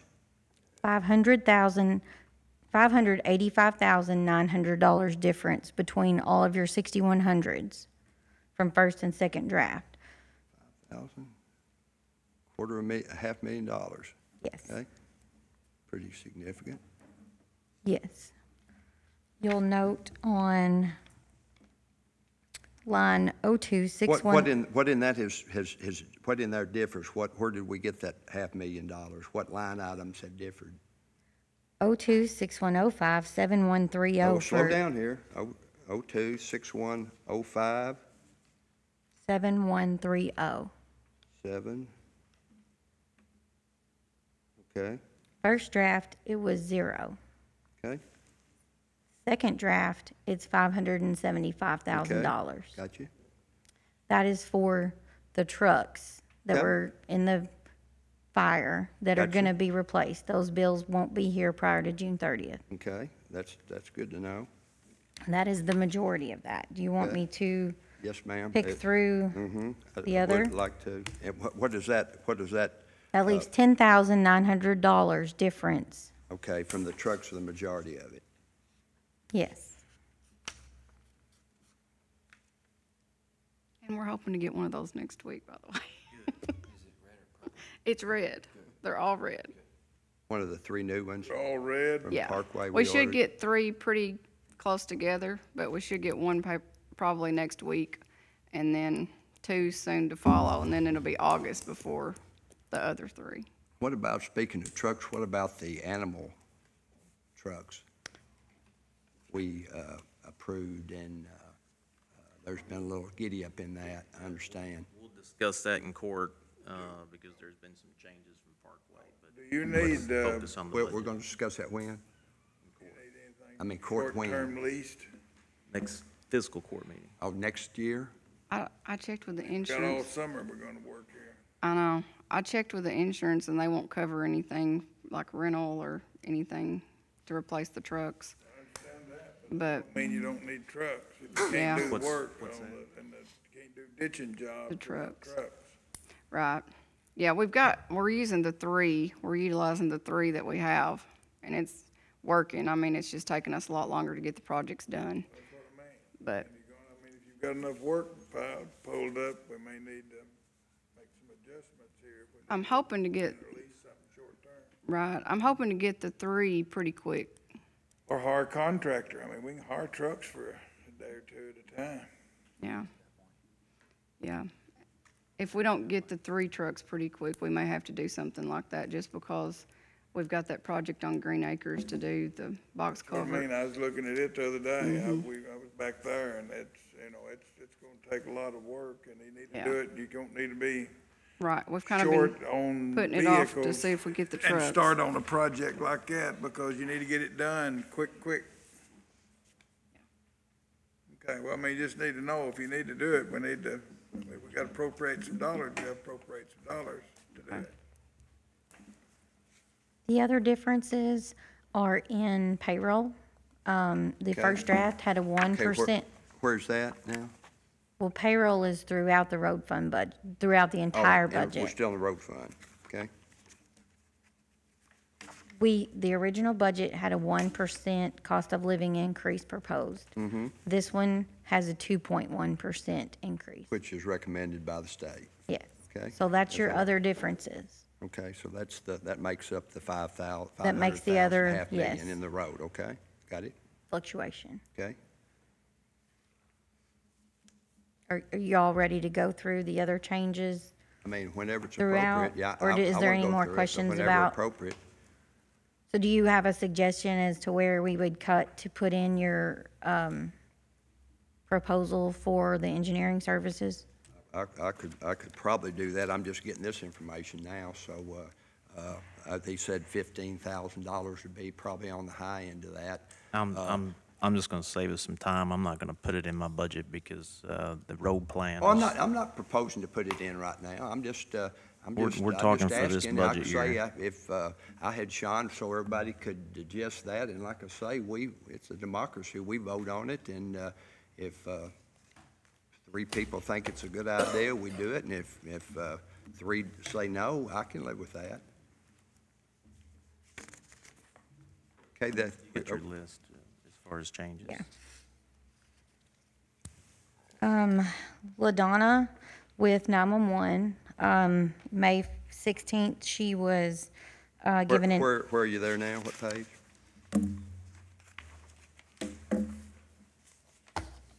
15 of 18. 15 of 18. Okay. 911, Under salaries, okay. That has a change in there. You can see the breakdown in your payroll packet. 911 is on page 74. That shows the increase that you all awarded to her on May 16th, so that change is reflected in the budget as well. So it wasn't in the first draft? No, you all had not made that increase at the time of the first draft. It was not Oh, effective really? until May 16th. I thought I remembered doing that prior to that, okay. With What AOC, page is that again? In the 54, yes. 74, okay.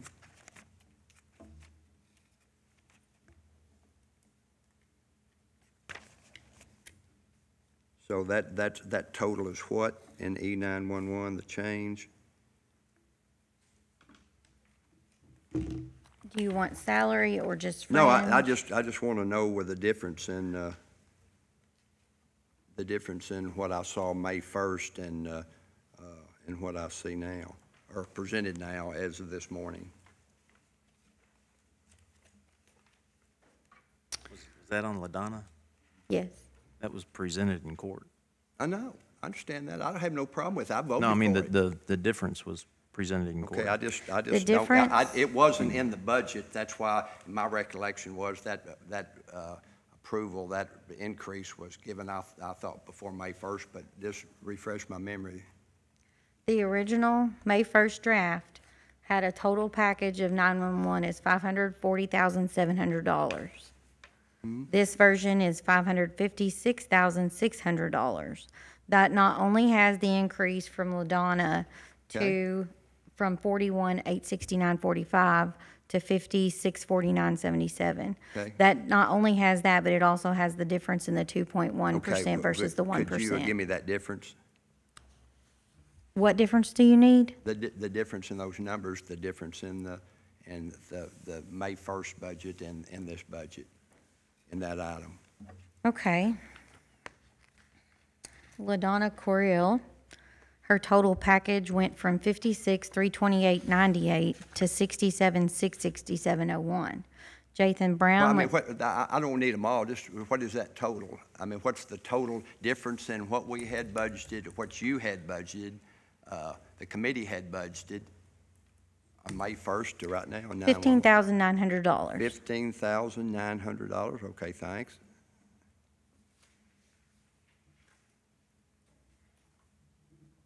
Okay.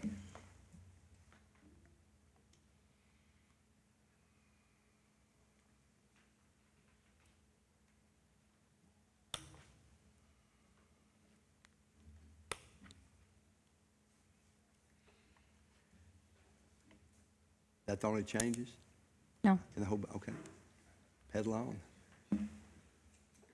yeah, there are changes throughout payroll. Do you need to go over each Yes, ma'am. individual? That's three Okay, this gentlemen. is- This is the first time we've heard this. It's yeah. You Would you? understand that 2.1%, Oh, I do, yeah, and I agree with you. Well, that's I what I'm think our asking. Do employees you want to deserve go that. through each Oh, one of those no, that's what I said 2.1%? about that. I just wanted to know the total, and E911 is $15,900 increase the salary. I just want to know what I'm voting on. This is the first time us three gentlemen have seen this document. so actually, just- you've already voted on LaDonna's increase. And have no problem with it. She's doing an excellent This isn't job. the first time that you've seen it. First time I've seen this document. Not Well, LaDonna's increase. You voted on, this court voted on it. Huh? This document right here? No, LaDonna, I know. the I have E911 no director. problem with it. I agree. She's doing a fantastic job, and I voted yes, allowed yes. I'm just trying to provide you the information that you want, and I'm not fully understanding. If you I want just me want to know to the say the changes, difference in every The dollar changes in the department from, department is going to be difficult. Okay. If you, for general fund. The other department's not so difficult, but general fund is difficult because you have many okay? departments. And so you want me and Bob and Johnny to make an educated, informed decision on numbers and just say, Which I trust feel like me. you are capable of doing between first and second versions. Yes. But it's a whole lot easier if we go through and But we're do you a part of this understand? process. I think it's important that you understand, and you do. You understand that it went from a 1% to a 2.1%. I have no problem with that, absolutely. That was So clear. what do you That want point me was clearly to, made. do you want me to? Is that the only changes, the 1% to the 2.1? No, there's others. I don't need those individuals. I want to know the Okay, other changes. that's what I'm asking. Okay, good. Okay. AOC, Okay, where are we? within the judicial building. Okay, Let me find all your page numbers for you. okay.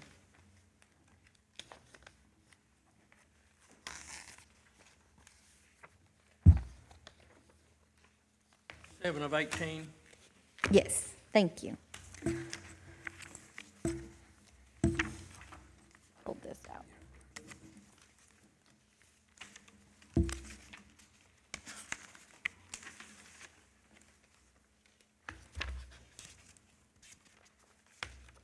It would have helped if we'd have got this budget, this new budget a lot quicker. We've got, Johnny, as I've been 432. stating, I wish Well, that's that I could have given it to you 3 months ago. But And just trust me, just like the 575 in the road department, with the roads. The trucks, we were waiting to get that paid this year because of the I was 65-35 hoping- We're waiting to hear rule. when those bills are coming in. I was So hoping to we- get the trucks in by July 1, but it just It didn't happen. didn't So I happen. had to contact Emily and tell her we had to do I'm something just saying. different. That's, not I had mean, that's time just to one go thing. over I mean, nothing on that. I The understand the all budget that, you got in May but those 1. things- I wish you did too, promise. I Yes. understand all I that. do Yes. not like waiting this late. But that's, I That's- have that's no the- problem. That's why we're doing it now. It is what it is, but we know those numbers now. Let's talk about them, discuss them, because Okay. 4 of us are going to have to make an informed, educated decision very shortly. Okay. AOC, payroll difference with the judicial building. 7 is- of 18. That is, yes, 7 of 18, that is their general fund breakdown. Their payroll breakdown is in your payroll packet on page 50.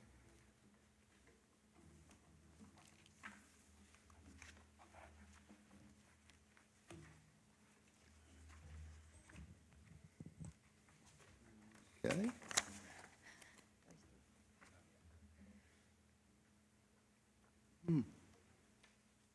Okay, their salary line item went drastically down to total package in number, page 50, to $57,100, down from $118,200. That's due to the retirement of the 2 janitorial staff members at the judicial building, and the adoption of the janitorial services contract. So that is removed from payroll and put into, Page 7, 58.5. See, that's Yeah. an expense going from one place to another. yes. Okay. Yes. Also, the additional change in this is Tracy Watwood's percentage. Originally, it was at 35% judicial building. We've increased that to 60%. He has spent for the past several months a lot of hours devoted to that building, problem solving with maintenance, taking care of janitorial issues while they were gone, since they had already left before the service picked up. He's also the person that the building goes to if they have a need throughout the day. So we have shifted his salary allocation from 35% to the judicial to 60% to the judicial. So from the May 1st budget to this budget, in Tracy's numbers have increased? Not an overall increase. Okay? Let me get to that, because I don't want to confuse you and get it complicated. Okay? I don't want you to. Tracy's salary overall, when we looked at his duties, he was on the capstone chart at a different level. That level went from this year's salary for those duties, separate from coroner, were $40,000. In his chart with capstone, or the salary schedule chart, he would be at $44,096. That For what position?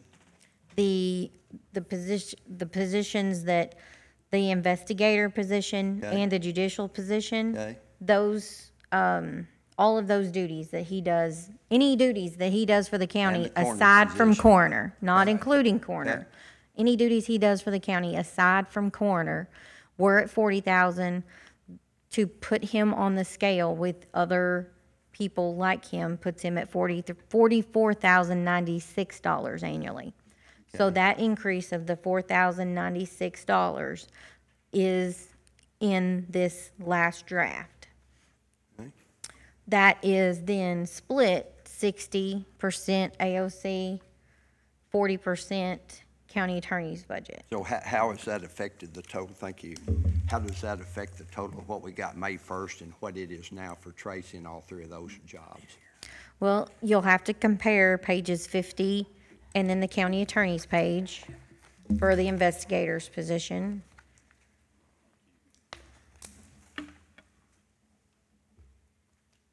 Thanks, Des.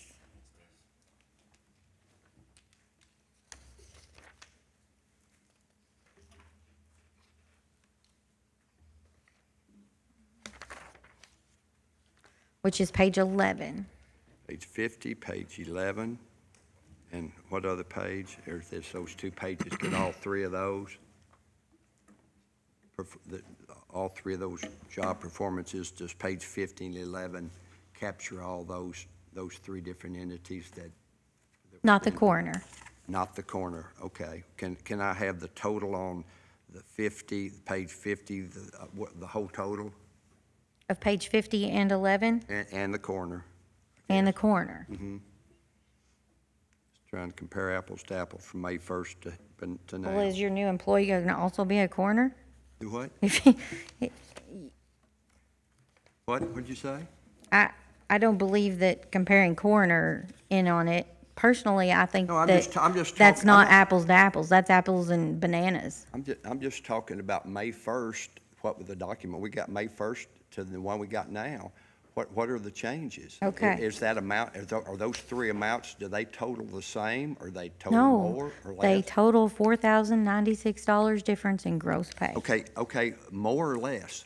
More. More, okay. I feel Say like that I'm, again. That's all am I I need to know. You just confusing answered my anybody question. else? What is the total again? 4,000 what? $4,096. It was $40,000, now Okay, it's that's all I $44,096 wanted to with know. the Thank exception you. of the coroner. Just get the Coroner's salary information. did not change. Those compensation, okay, I got you.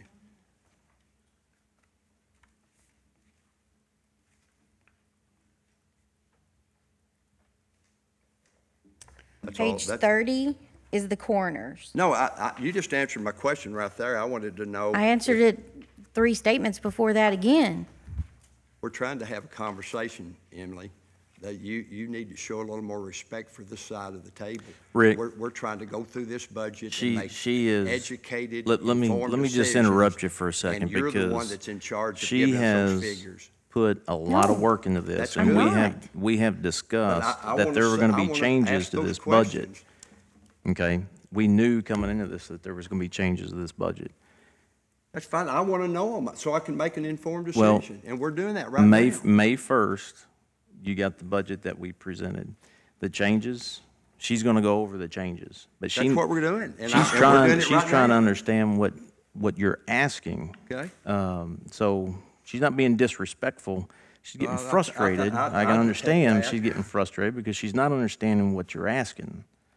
Words have meaning and meanings have implications. When you wanted the 2.1% increase at payroll, I that is a understand that. huge request. I don't want that. But I that's didn't what you that. asked. Okay. I did not ask that. I So- want to know the changes taking place. Be besides clear that on your 1%. question so that It she can was get you the assumed information. That 1% was going to become 2.1 if possible, as agreed by formula. I understood that in the Okay. first budget. I have no problem with that. I just want to know the changes. Okay. And besides that, besides the increase all the way across the board, I can do the math on that. Okay. The changes from May 1st till at 4:32 yesterday when Okay. I got, and this morning when I got this document, I just like the changes that take place. Okay. And where they are located in this budget. Okay. I said there were some changes in the AOC and the investigator. Okay? You asked about coroner as well. Well, Coroner. I don't need to know that. You've told me all I need to know about with the 4,000. I Well, believe just to be Johnny clear, asked about the for- corner. Just to Okay. be clear, for anybody that's listening to this, Okay. coroner did not change. Okay. Total package was 37,200 on the May 1st draft, 37,200 yesterday's draft. Okay? So back to page 11 and page 50. Yeah. 11 and 50's comparison.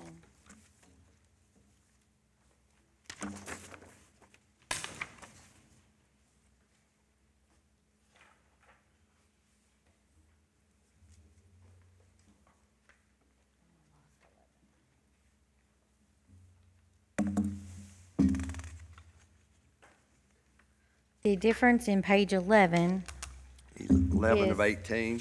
no, 11 of the 82, I think it is, the payroll packet. Okay? 11. Page 11, you said? For the investigator side, Okay? his salary was at 26,260. Now the investigator salary is at 17,638.40. Okay. That is a reduction of 86.2160 cents. Let me be sure I'm understanding. That was a reduction. I asked, and be perfectly clear, so you're answering my question, and you understand my question, is the three salaries that were in the May 1st budget, is it more or less within this new budget? I know what the total was for those three salaries and benefit package in the May 1st budget. I have spent many hours going over that stuff. What is it in this budget? More, By $4,096. yes. My question's been answered. Okay, that's fine. Just wanted to be perfectly clear. Okay, good.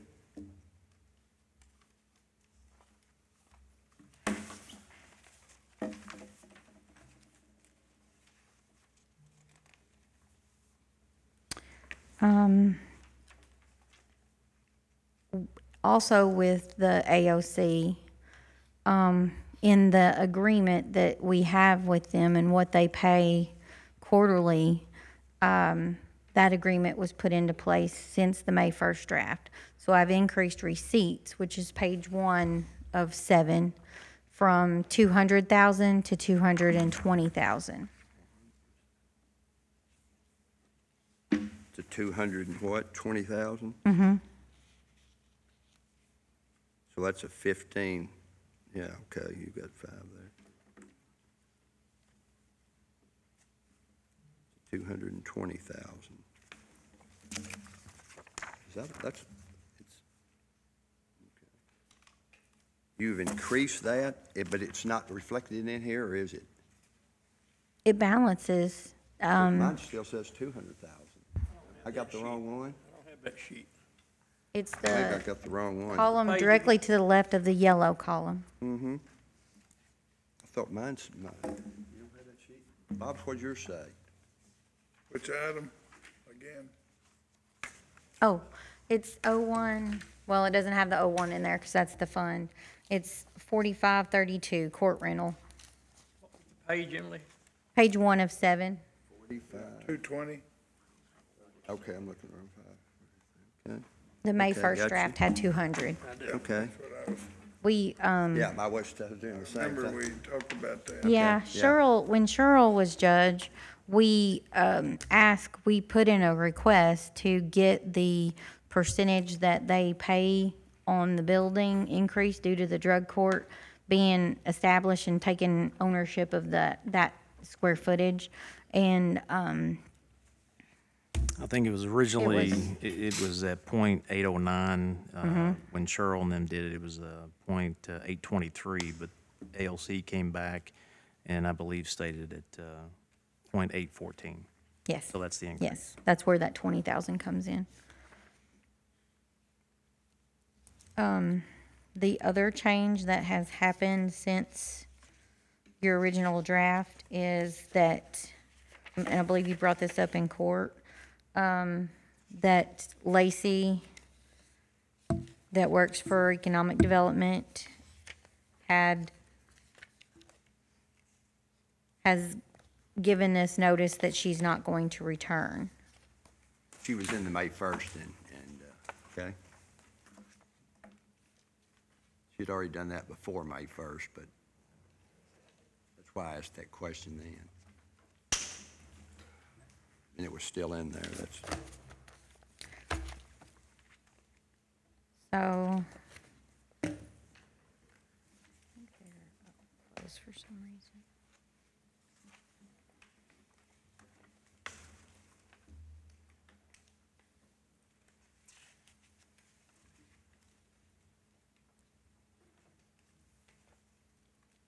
See you, Wendy. So what has been put into this budget is to continue her substitution that was approved during her absence. So that's reflected in this budget, compare this difference from May 1st budget. And what are those numbers?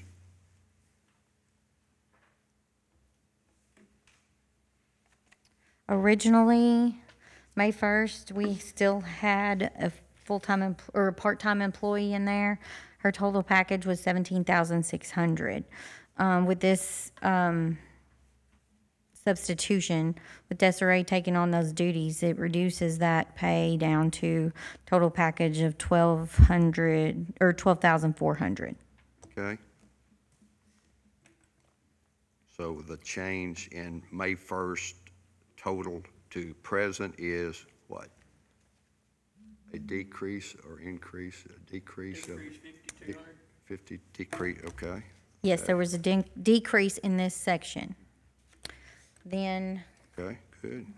when going through, Desiree does a great job. gone through payroll, and also in comparing it to the salary schedule that we were given,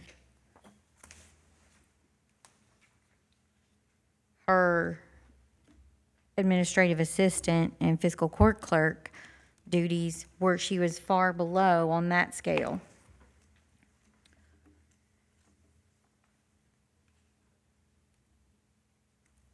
Did we ever get a copy, the commissioners ever get a copy of that capstone? Can you send me another one, a hard copy? Can I get a hard copy of that? There is a change in the May 1st version. Her pay was at $29,180.11. The new version reflects her gross pay at $33,177. That's an increase of $3,977.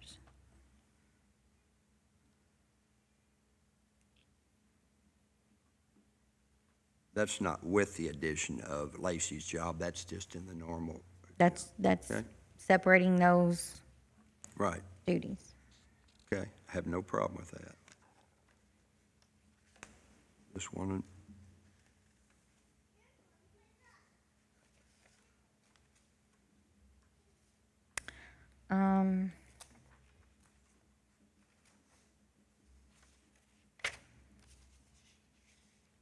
That is the majority of the changes. There will be change in my office staff due to the interlocal agreements that were approved yesterday. I can't hear you for the motion here. The interlocal agreements that were approved yesterday will affect my office line items. And I'll point those out to you.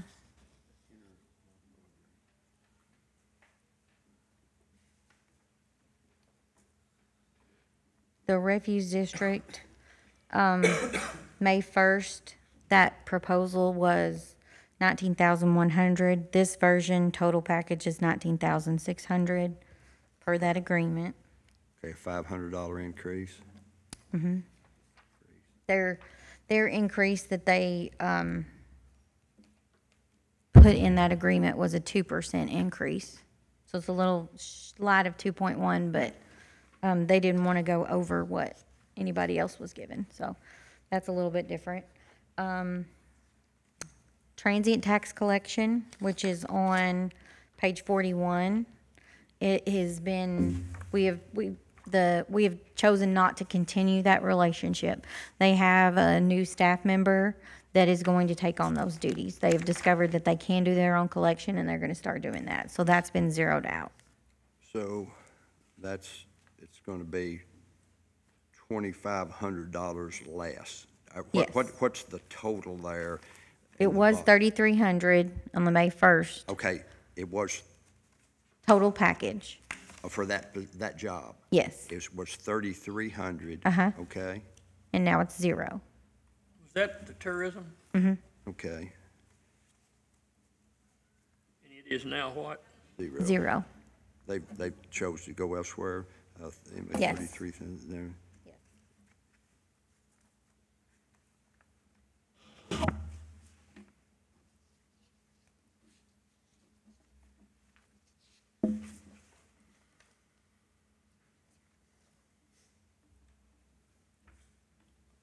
There's others associated with that. If they're not asking you all to do it, doesn't Brenda have some in there? In that category? In which one? In the transit tax? No, I was the only one that did Okay, any you're the only duties for one there, them. Okay, Emily.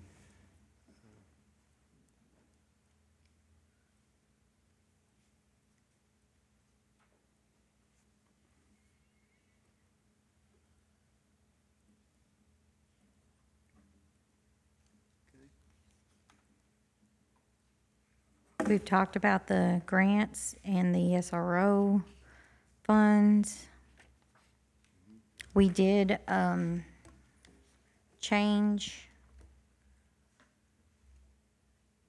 on, we'll go out of the packet unless you all have any further questions. If that's all the changes besides the 1 to 2 and 1%. That's all the changes that I've made notes on and thought to explain. Is there any others? Is that all the changes made?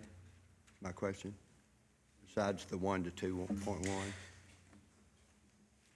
I I think believe so, so. other than Okay. what we Okay, good. discussed in Good. executive session, but I don't think that's going to hit Okay. potentially yeah, this budget Okay, year. I understand that too. Emily, ask this question because this hit me. The numbers that I've got, I don't think reflects that 2.1 on the resource officer. So is that going to be a major hiccup by any means? No. I Okay. think the numbers that, because I was using, for me. we were really close again Okay, on all right. numbers, but I think, I don't know. David may have put that in because I think he did call and ask, didn't he? Yeah, I think he yeah, did. I put I think you those did, now in you on said my that, section, and Now that I'm I- at highest case scenario Now I is, think about that, I believe he did call you and ask you about that. yeah, And I think is that does 90 reflect that. yeah. 93,347 Yeah. is what my numbers say highest case scenario, so. Okay. I think that we're still within Yeah. good range with that. Okay. The last large change that I can think of is between draft 1 and draft 2. The original draft had it was on page 11 of the original draft, Page 11. of the original draft. It would have been the 11 of 18. 11 of 18, okay.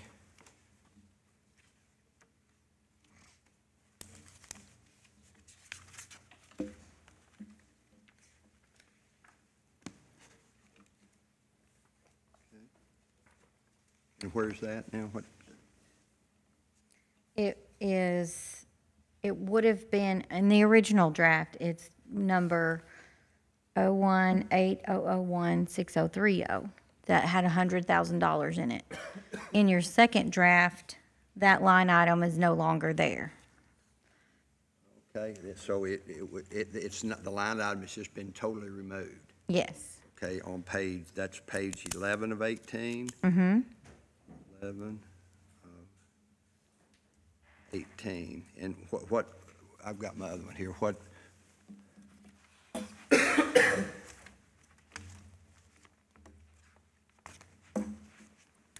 In the new version,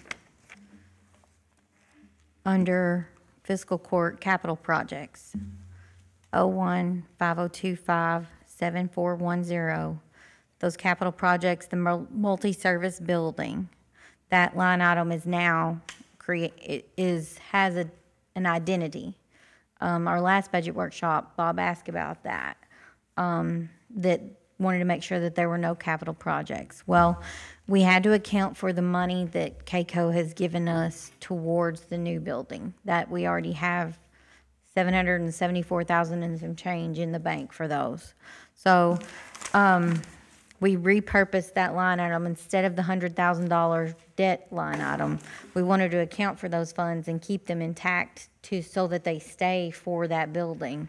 So they're in this capital projects line for the multi-service where building. are they in the new budget now? What'd you say? I got Page 4 of 18 in the new. 4 of 18 in the new.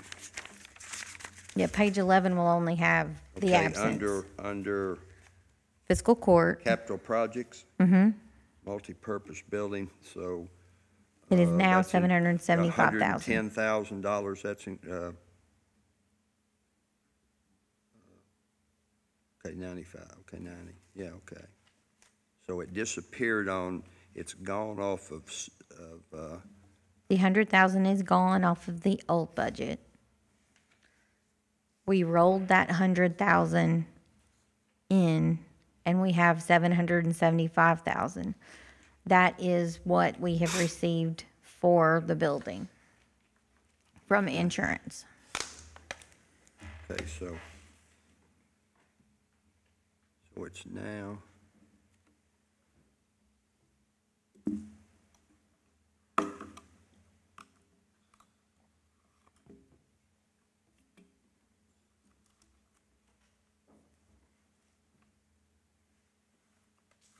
okay,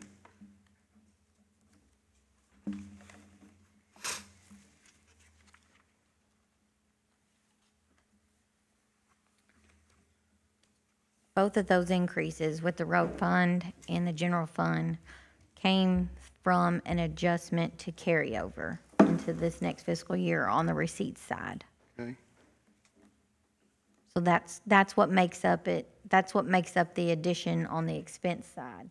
The receipt side is just your carryover goes up because we now know we aren't gonna pay for the trucks this fiscal year.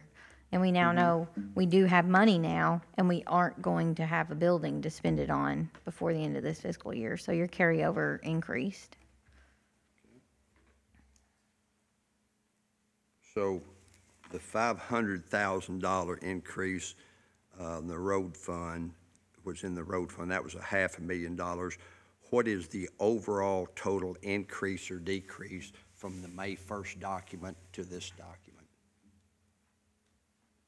I know it includes all those individual salaries and from 1 to 2.1, but I don't need to know those. Just the increase or decrease that are reflected in the May 1st budget draft that we got and the one we received this morning.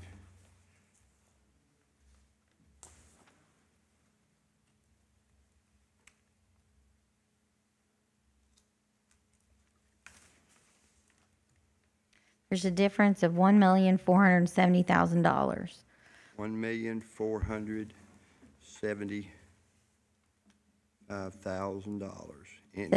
increase from Your May 1st budget to this budget.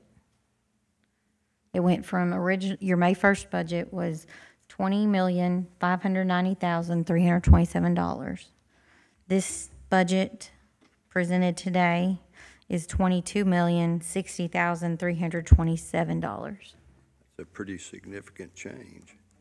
Yeah, the carryover due to the fire and those expenses and the timing of when we were going to get them or not get them greatly fluctuates our carryover.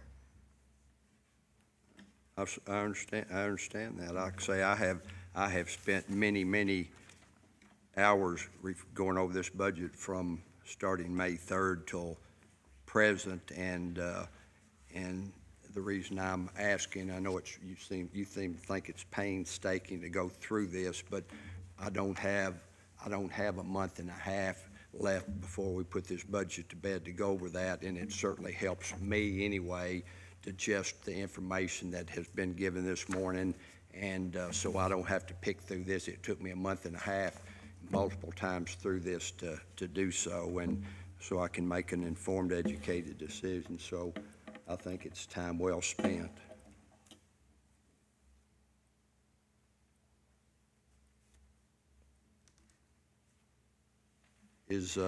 And that's basically all the changes that you can think of in Did we there. go over the PVA office already, changes? I don't believe there are many other than the 2.1, the differentiation between the 1% and the 2.1.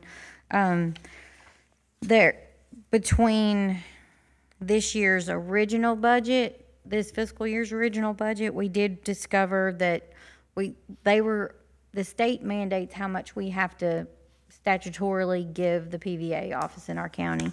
We thought we were in the 75,000 range, but we were recategorized and bumped up into the $100,000 range. So that's reflected in this budget. That's And different from May 1st No, until that's the now? same. I as- mean, we've known that 5 months ago. Yes, That- yeah, that- that was in May yeah. 1st as well. Okay, I'm just so saying, that's no change. Okay. no, got you, not, it's a change from got you. fiscal year 17, Right. 18's Not from May beginning. 1st. though. Right, no. That was the cause of the 2.1, the paid salaries went from 300 to 700 on the PVA. If you're talking about the PVA, I think that was, isn't it, how's that classified?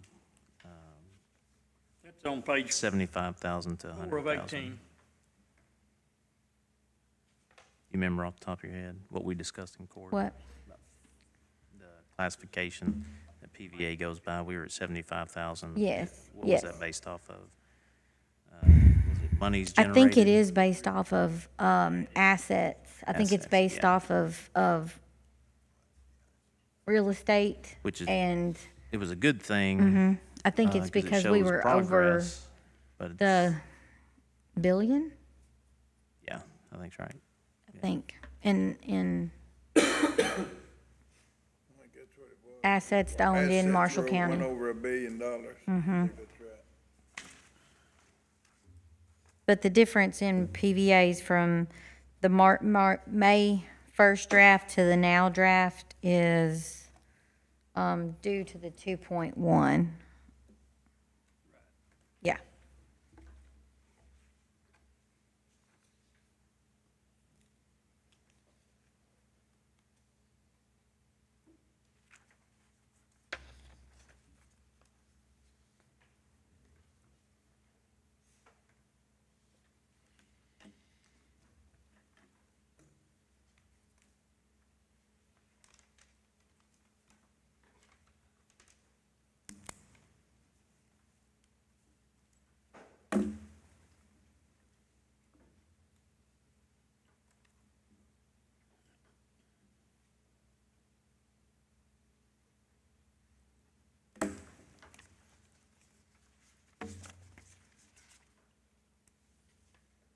There was no ABC changes in there?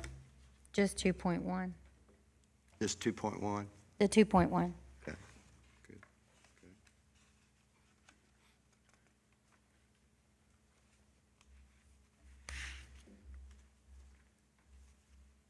Let me see if I adjusted their carryover.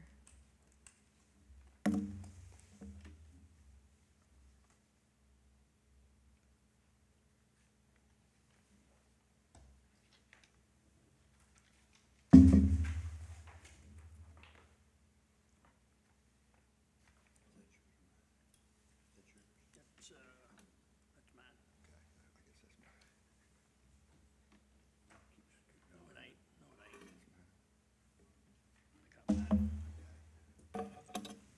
No, I didn't adjust their carryover.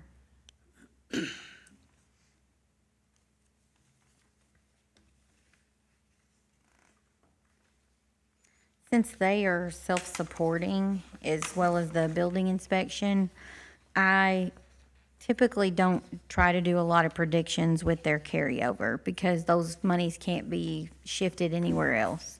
So those monies, I expect Talk about the ABC money? ABC and building inspection. Sorry, I didn't state which two those were.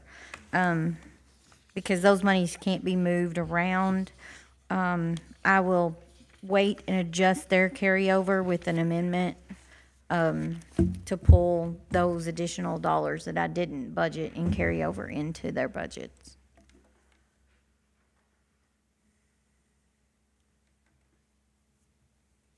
Make sure that those monies are, there's rules and regulations that they're going for law enforcement and as required by law. Yeah, I think this fiscal year, since we adjusted the way we do ABC, it worked monumentally better. But there wasn't a need not met by the sheriff's office where the way we had it structured before, it really wasn't a healthy basis. And now I feel like this year ABC functioned as it should for you, the dollars. Yeah. We got a better handle on it. Yeah, that- And next year, we're gonna have a better handle on it than That than was the year gonna be one of my before. questions. It's a learning curve for everybody. Whatever, for what we got budgeted in ABC next year, whatever is left rolls over and it increases that? Okay, I just want Yes. to make sure I was clear on Yes, that. that's Okay. why I don't work too deeply on estimating carryover for them Right. because it's not allowed to move anywhere else. Right. It goes straight back into it, so When will that figure be available, the carryover from July 1. July 1? You'll Mm-hmm. have that, okay? So we'll know what's carried over Mm-hmm. for law enforcement use in, okay. And when that dollar figure is identified and it's time to amend that in, we would work with the sheriff to identify where those funds need to be appropriated.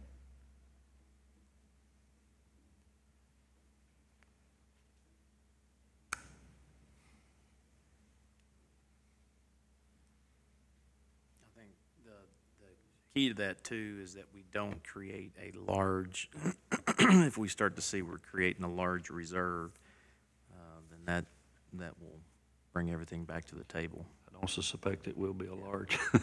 No, that was clearly stated, the general counsel of Yeah, I ABC when think- he was here.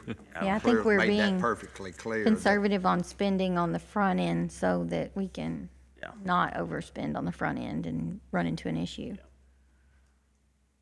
Yeah, there's been other areas very close to us that got their hands caught and slapped pretty good with the Is there any other tax questions rate. on the budget? I know we got 2 other meetings.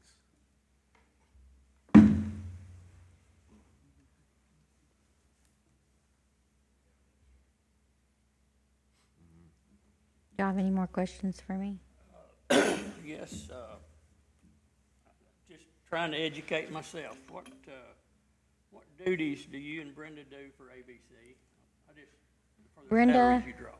Brenda receives the money from Scott, deposits it into it, and makes sure that it's allocated into whether it's a regulatory fee or a license fee. Then I receive the bank statements, I reconcile all the deposits, reconcile all the checks that are issued, and that's basically what we do for them. The checks come in quarterly?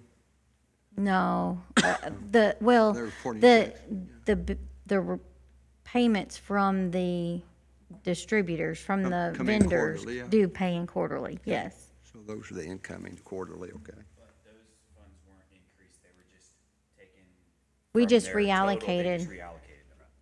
Yeah, they weren't additional funds. Just to make it very elementary, if we made $10,000 apiece, that was what our pay was, then we would have changed my treasurer pay to be $9,000 and ABC pay to be $1,000. So I didn't receive any more funds.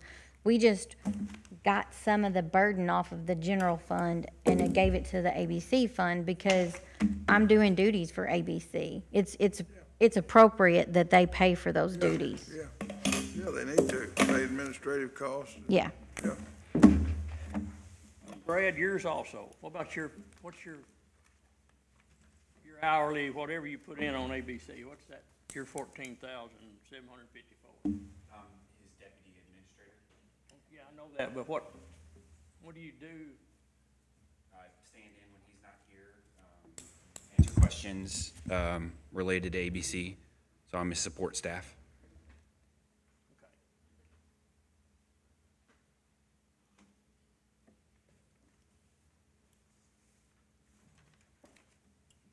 Just informing myself. Sure. And just to make sure everybody knows, all of these positions have been approved by the fiscal court. I'd even say, back when the ABC first started, those dollars that were identified were approved before I got here, and I basically fell in on those approved. That budget was already approved, so not much has changed in that regard. With the exception of the last meeting in December of 2016. But it was approved by the fiscal court. Right. Yes. Everything's been approved by the fiscal court. Majority of the fiscal court. Not by all of you approved it. The fiscal court approved. Yes. Everything that we do is approved by the fiscal Right, and court. the process, but I was in opposition. Just want to go on the record that. Any other questions about this budget? Yes. As far as our training friends that has been deleted and our travel expenses, I'm not disputing the 2.5 hours, whatever. You said I didn't have enough training hours when I had 126. I don't know what you're talking about. I haven't said anything. I'm talking about the travel expense that's been deleted out of the budget. I want it put back in the budget, of course. It's not going back in the budget. We're not gonna have a budget then. That's up to you. If you will call and talk to a fellow named Scott Sharp that administers that training fringe program for the state of Kentucky, you will find out that in 2017, that Commissioner Rick Koch had 128.75 hours. Commissioner Johnny Boland had 126 hours of continuing education to qualify and be eligible for the training fringe that's a legislative program set up by the state of Kentucky to encourage elected officials to intermix with other elected officials to learn and keep up with the ever-changing laws. 40 hours are required. And you are disputing, and we don't dispute, the 2.5 hours or the 5 hours.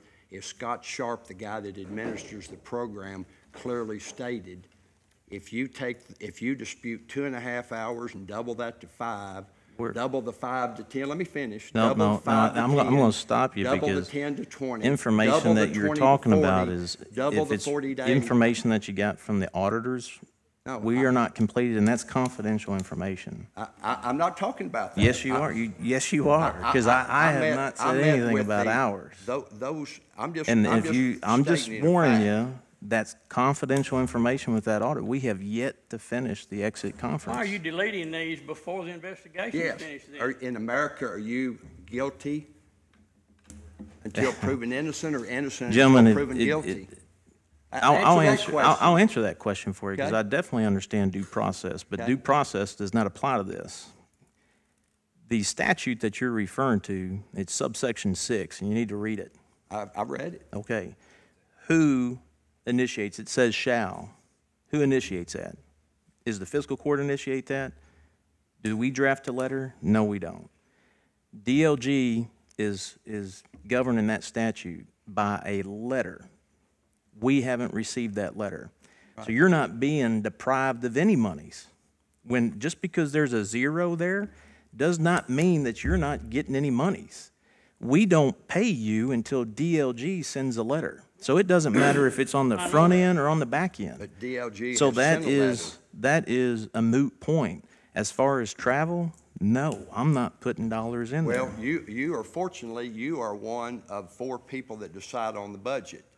It is extremely important. Brian Roy, the executive director of CAECO, J.C. Young, the executive director of the Magistrate and Commissioner Association, and Vince Lang, the executive director of the Judge Executives Program, think obviously that this program is essential and very important. I know it has been to me, but Commissioner Boland and myself are in the 1 percentile in the whole state of Kentucky of all elected officials with credits earned. The 1 percentile, and I'm very proud of that. I'm sure Commissioner Boland is. It helps me make educated, informed decisions here. It helped me identify these 3 people that were here yesterday from the state of Kentucky, and the top 2 people in waste management in the state, and the top expert as far as the law and how it reflects and applies to waste management. And we didn't give them the time of day here, but those conferences and so forth are where we make those connections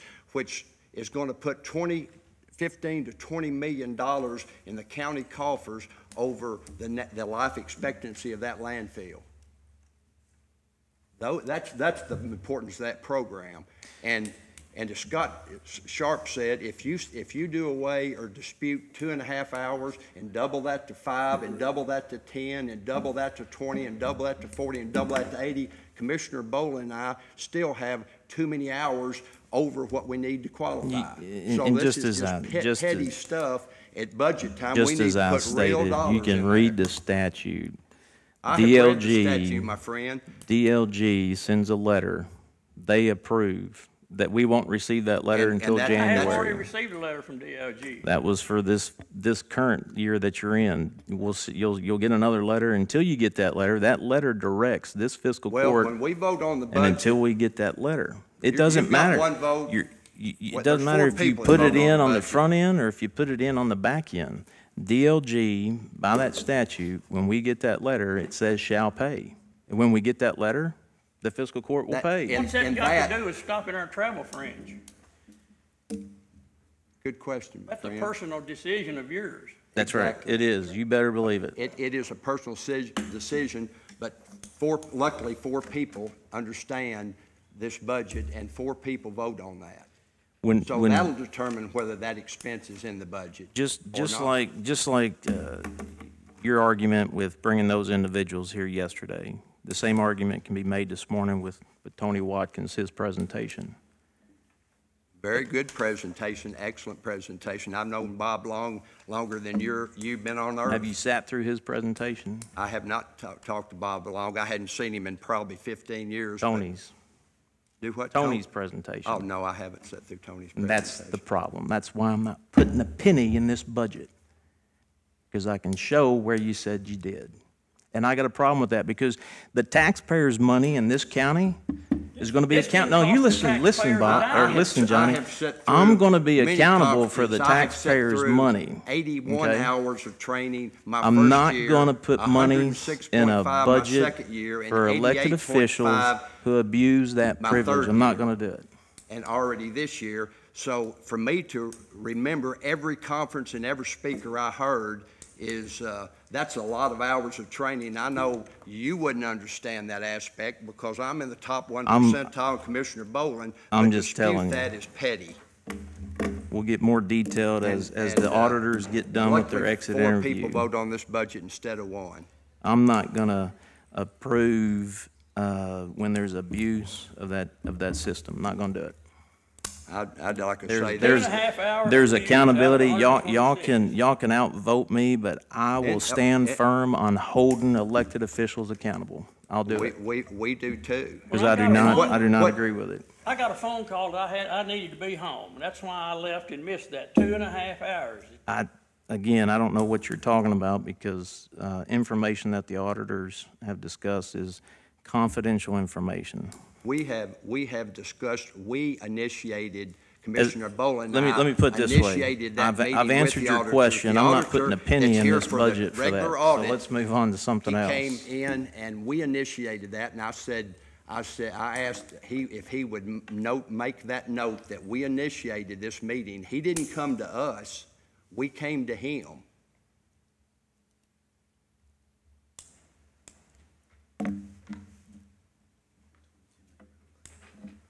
The auditors Yeah. did not initiate any investigation. It was initiated by you to the auditors. You have to understand the audit, exit interview, that information, when they're completed and it's not done yet, goes to the APA, and it clearly states on there that that information is confidential. Well, I don't I would like like being to, penalized I would before like a to say decision's made. that it's confidential. You're innocent until proven guilty, and the person that administers that program thinks that this is foolish, what's going on here. And the Well- fact that he used the example, go from 2.5 to 5 hours, double that to 10, double that to 20, double that to 40, double that to 80, we still got too many hours to qualify. So, Political nitpicking is all this is. absolutely. Any other questions about this budget?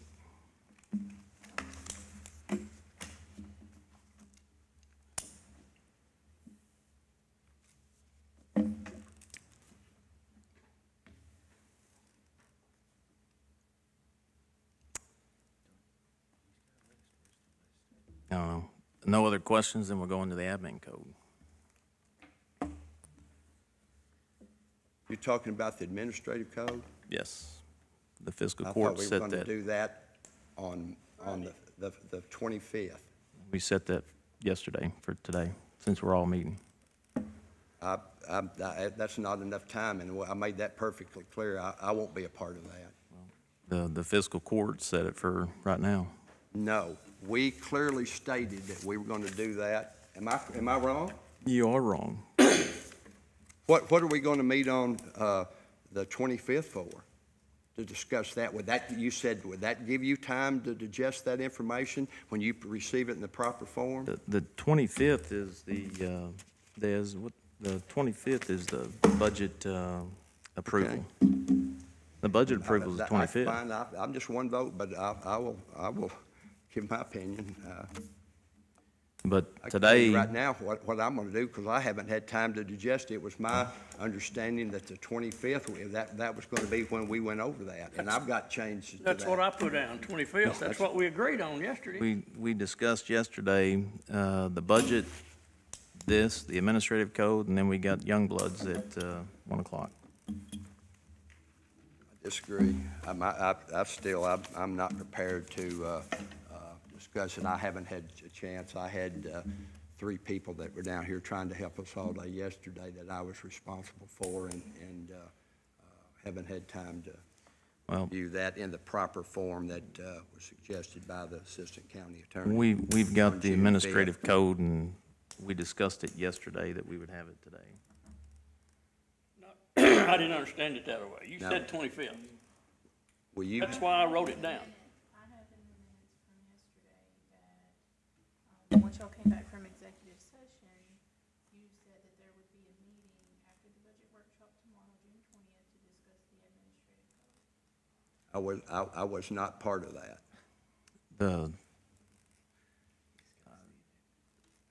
We're here. We got the administrative code. We tried to do it yesterday.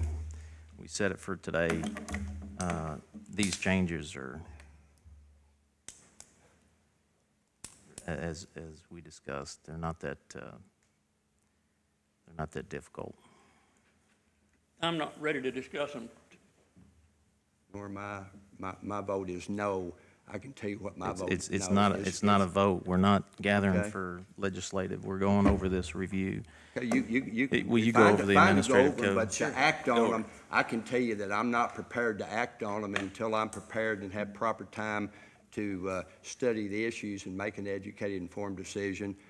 My vote is no based on that. If to approve something, how you gonna take action? Okay, so question, just, were you guys here for the first reading of the budget, of the admin code? Donnie, yes. So you heard the amendments, correct? Were you here when Jason Darnell on Nope, June I'm 5th? asking my question, answer my Okay. question. Were you here for the first reading of the admin code? I'm not gonna ask my, And you heard the amendments, correct? in the improper form, I did. But you heard the amendments. I heard the amendments, not in Correct. proper form by So you legal were counsel. informed of the amendments. You've had 2 weeks to digest them before Not in the they were not sent. in the proper form required by KRS. Okay. You want the KRS document? Okay, so here's the changes again. Starting with the first page. Let me pull it up again.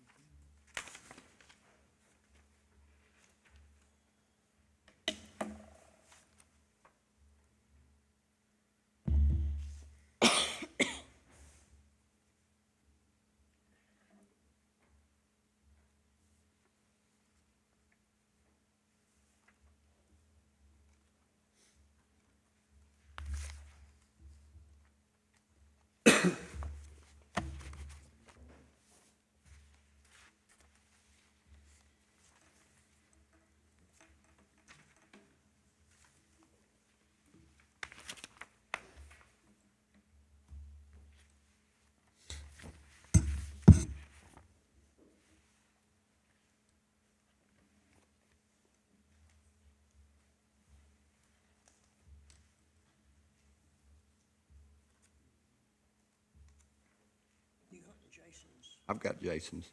I've got KRS.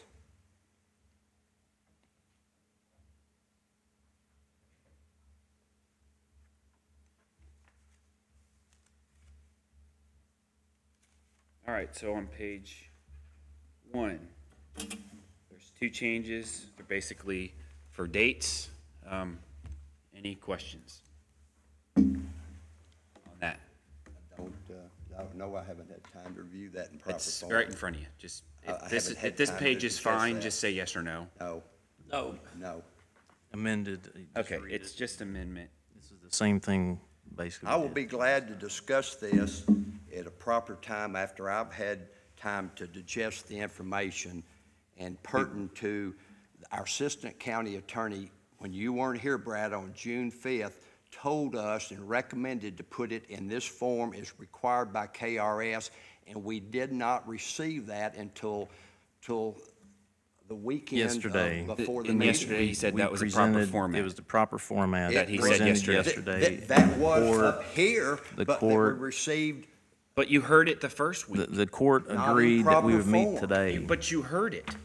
What do you mean in proper form? This- I'm not gonna argue with you. It meets the legalities. It does. It does meet the and legality. the court agreed to meet today after the budget workshop. I was not part of that agreed. I was not present. The to be fiscal fair. court, as you state, are 4 members. You left yesterday during the executive session, and the fiscal court set those 3 dates.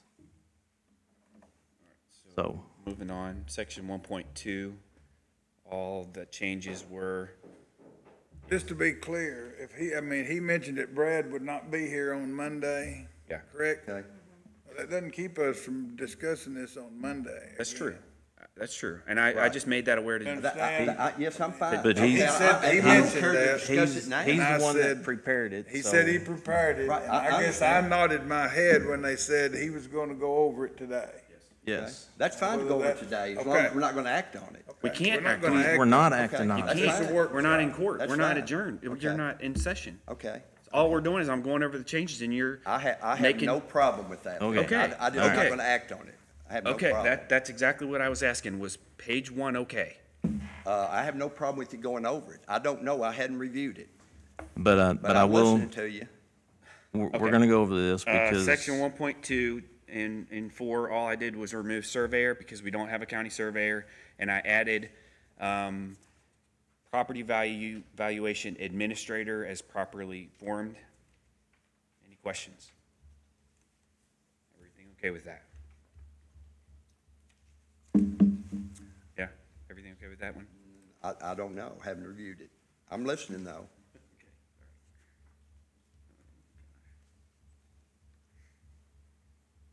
In section 3.5, order of business, I added with, it's the sentence says, county judge or designee shall be advised of any request for items to be placed on the agenda no later than 12 p.m. 2 business days prior to the meeting with the approval of the county judge. So with the approval, the county judge was added.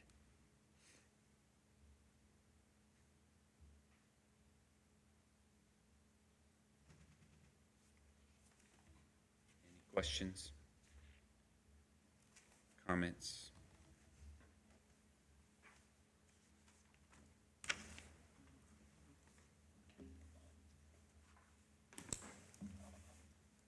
No.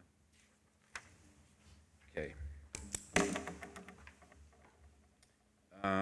For 4.1, the annual budget preparation process shall be administered by a budget committee consisting of the county treasurer, added assistant treasurer, deputy judge executive, and/or county administrator, and county attorney working with the county judge.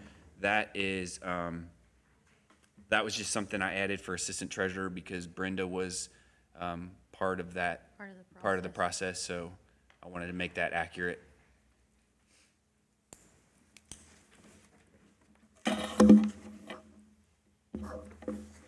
Questions on that one?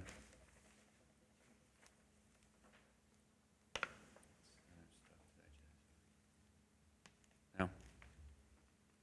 Okay.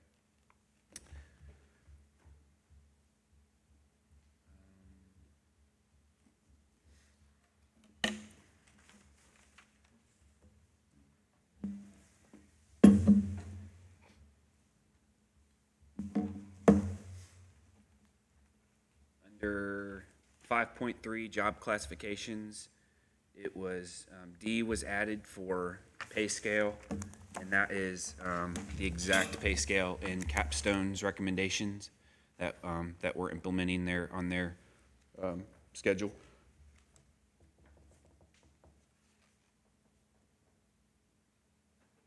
Any questions on that one?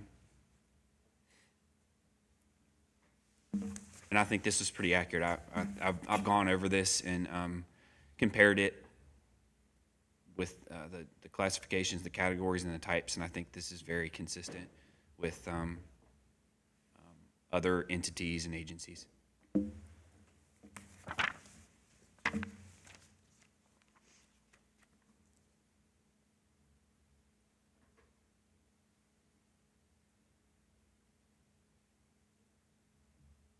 Of course, we've had that to look at since Randy delivered it back in this winter. Under okay, never mind. That's 5.4. Bob, you have any questions about that part? No?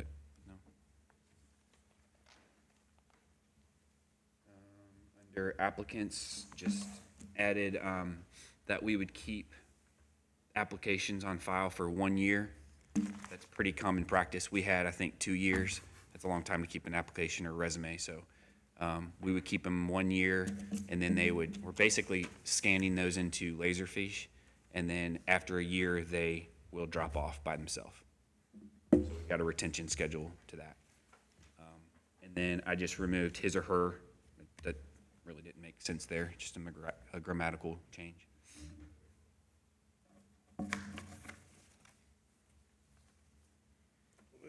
Application is 1 year. Yes, sir. I know this is in the code, but everybody, this actually applies to people that are outside. Yes. I know we've got this meeting will be publicized to some extent, but I wonder if it's necessary to publicize that. People normally think they're gonna stay there 2 years. Oh, the record? They need to reapply. Sure. They're gonna need to reapply every year. Sure. We need to really get that information in Sure. the paper or something. Yeah, yeah. And I usually, when somebody comes in and asks for an application, I usually tell them that we'll keep that on file for a year. And when jobs become available, we'll go through those. So yeah, we can do something about that.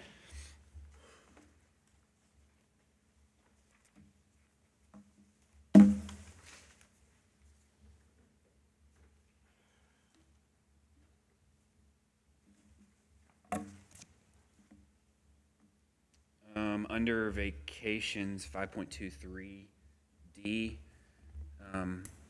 this is something that was brought to our attention from an HR specialist. We originally had in there that if any employee is terminated from their position, they will not receive any pay for unused vacation time. That's time earned from the employee, so whatever they've earned, and that max is still 240, we have to pay them out no matter what the separation is for. So that was a pretty big change. But so I added is terminated or changes employment as well to that language. Okay. Okay.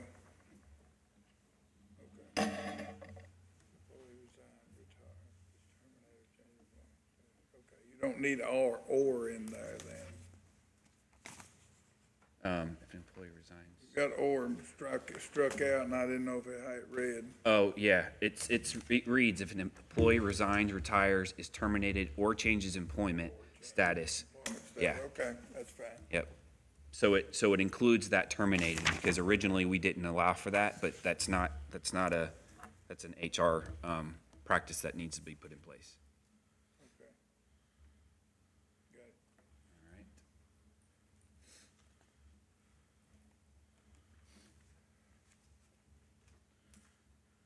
Under bereavement leave, I crossed out county administrator because we don't have one, and put deputy judge executive because I'm doing those duties anyway, so that's just a change in language. Where's that? I'm sorry, in section 5.28 5.27, bereavement leave. You got something on 5.24. Yeah, you missed reasons on 5.24, section C. Drop CS and makes, Oh, medical reasons. Yeah, adding an S.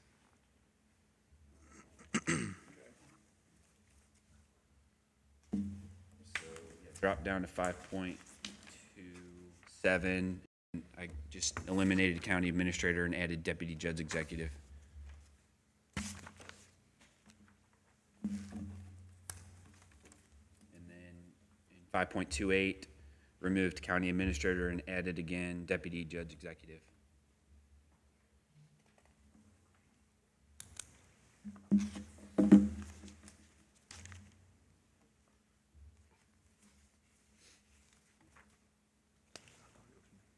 Five point three, civil leave.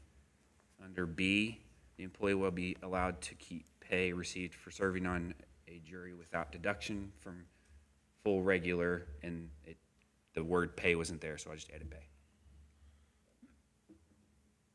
It may have actually, yeah, that's right, that's right. It's salary. It said salary, that's right, which.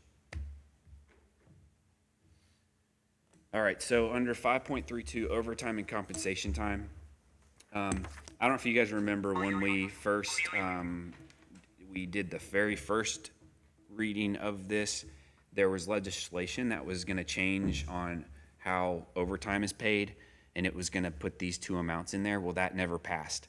So, so what we've done is deleted, and exempt and earning less than 913, because that legislation didn't go through. So there's not that minimum requirement.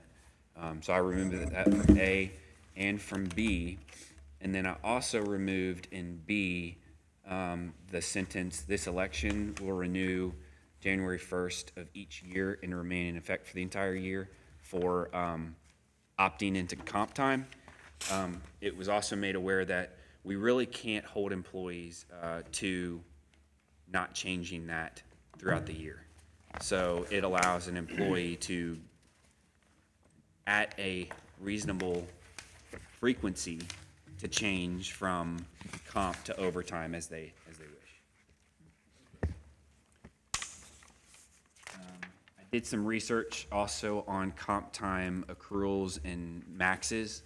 As you see, I added C and D. KRS states that you can categorize two types of employees, whether they're public safety or emergency response activity, or if they're just regular. So if they're emergency response, they can accrue up to 480 hours of comp time. And then just a regular employee can accrue up to 240. So that's a change because we had originally had a max of 80. So that allows for a lot more comp time to be accrued and kept for using. Also for D, again, KRS 337-285.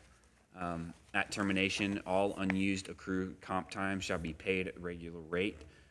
We did previously go ahead and pay comp time when somebody was terminated left, but we didn't have that language in the code. So I went ahead and added that pursuant to that KRS.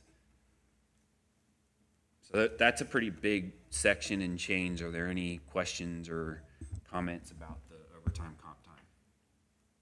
My only comment is to point out to everyone that in the prior budgets, we have had an employee payout line item so that if we do have unexpected retirement or termination or something that would cause us to need to pay all that out, we had a small line item that we could draw from that to do that without putting us in a bind. In this budget presented today, there is no allocation for that. So we would be, if we are in that position, we'll be in the position where we have to look at where to fund it from. we'd have to get fiscal court approval. Yeah, because some of those could be significant at 480 hours. If you got that and you left, I mean, that's a big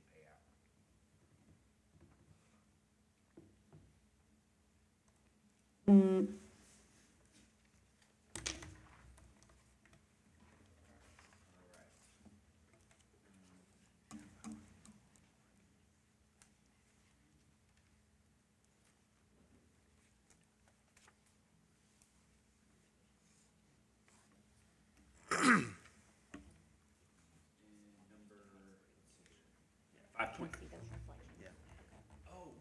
Sorry. Yep, sorry. Which one? 5.38 disciplinary procedure. Under 4, termination, it says the county judge with fiscal court approval may dismiss an employee. I removed with fiscal court approval because there's the right to respond, which then gives the fiscal court approval. Talked about that. So it was redundant to have that in there. I mean, if we approve it and then they come back, That's with right. circumstances, then we'd have to. You'd have to go through the appeal process We and, talked about that yeah, before. yeah.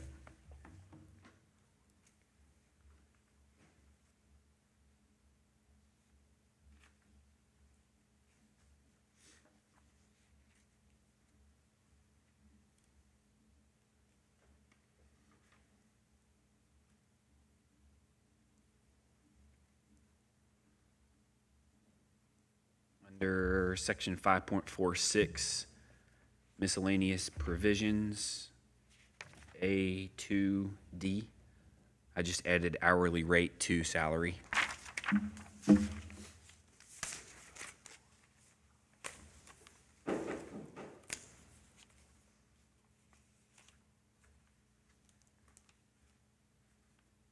Under 5.48,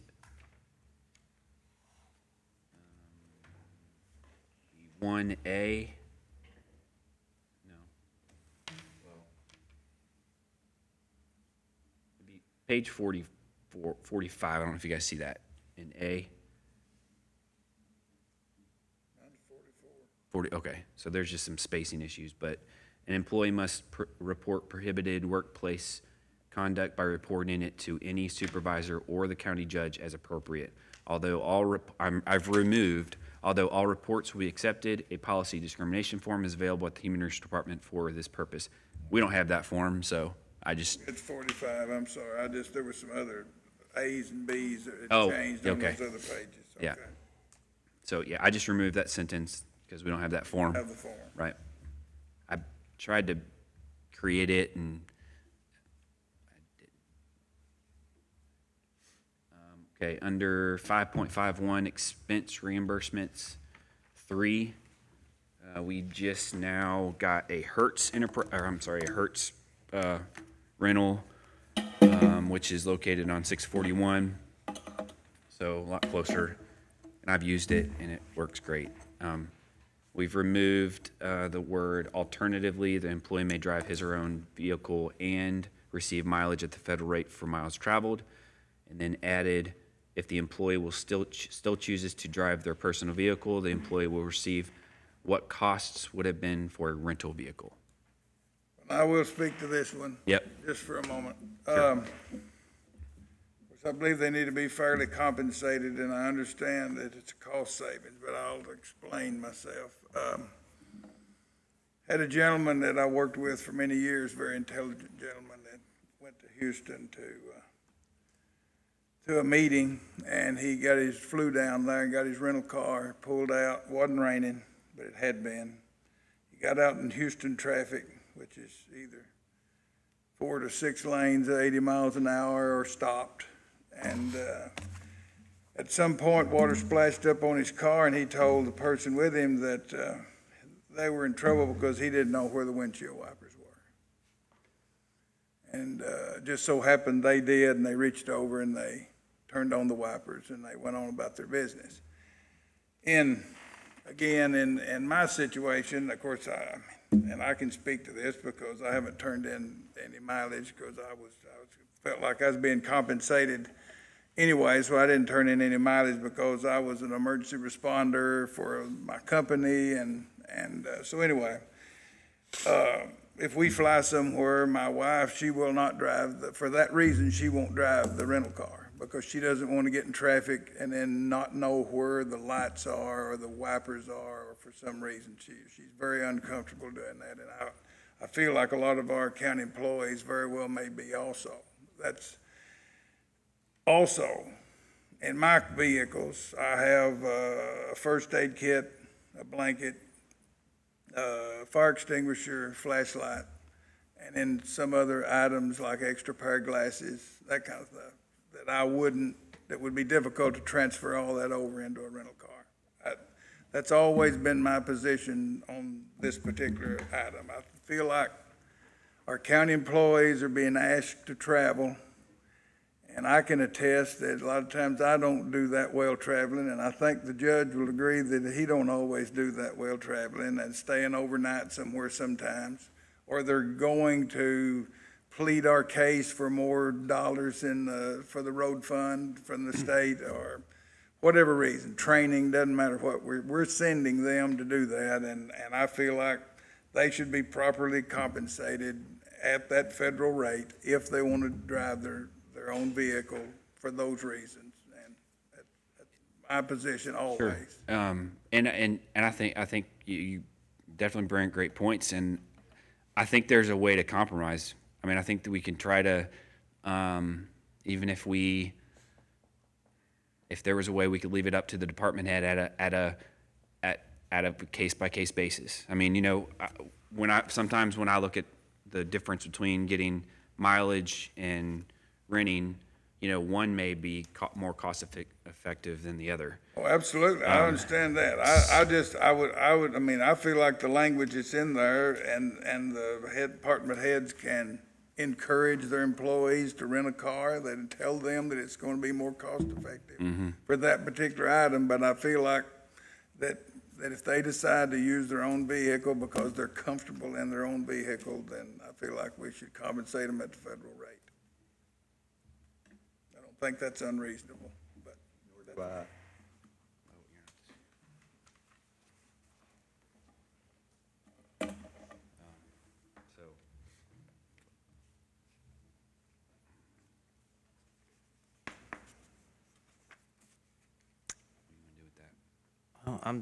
I don't know if we've had any complaints about that. I know we've had a lot of the individuals that have used the rental vehicles actually are impressed with the vehicles they get. I know that, I mean, certainly the people that, you know, want to drive them, I'm sure, I mean, they get relatively new vehicles to. Yeah, I think the one down at Hertz, he actually purchased an SUV that he told me when we come to rent, that's the one he's going to give us, so it'll be consistent. But anyway, I just feel like they ought to have the option, and if they want to drive the Hertz vehicle, that's fine. Well, I know that most of the government agencies have vehicles that they give their employees, and they do it because it is a cost savings. Well, I mean, I feel like it can go as far as being a safety issue, honestly. I mean, I'm not kidding about the situation, and this is not someone that didn't understand vehicles. He just didn't understand that vehicle, and if it wasn't raining, you might, you know, it's just, there's a lot that goes into traveling like that. Sure, and I know with these rental companies, they give you an orientation of the vehicle when you get in it. I understand. Because I do know that some of these vehicles out there don't, My they don't have a wife legend up doesn't, there to yeah, show you she what. doesn't drive them because she doesn't want to have to act quickly to do something if they do splash water on the you know, something happens, the windshield gets covered. She's looking for the windshield washer. She's looking for, you know, she don't want to have to look down, and I mean that's just the way it is. I mean, there's people that are uncomfortable doing that. She's not alone in that, Bob. Everybody's uncomfortable in their own vehicle. It takes time to adjust. but just Yeah. because the people that utilize it most are going to be us. And I'm fine with that. okay. All right. So I think we'll just go ahead and go back to the original language. Okay, that'd be, thank you.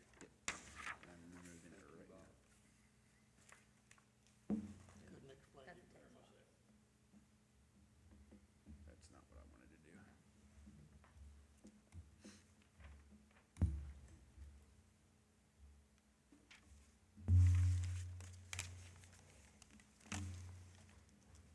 My wife don't like me mentioning her in any of my explanations, so Huh? it's always bad. Should have just said my friend. Turn the camera off. He can edit that out. You didn't identify her by name, did you? Just said, There it is. You want to say? All right. Bob, if you can notice, I did change it up there, so it reflects that. Yeah, it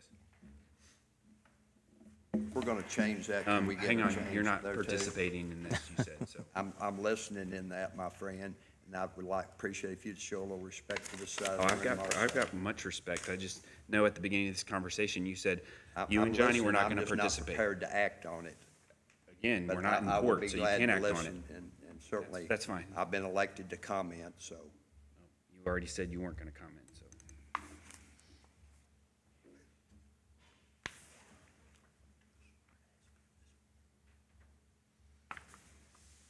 I think that's the last change, because after that, it goes into information systems policies, and those all remain the same. I actually asked Andy to review that last time, and I don't think he made any changes, so. So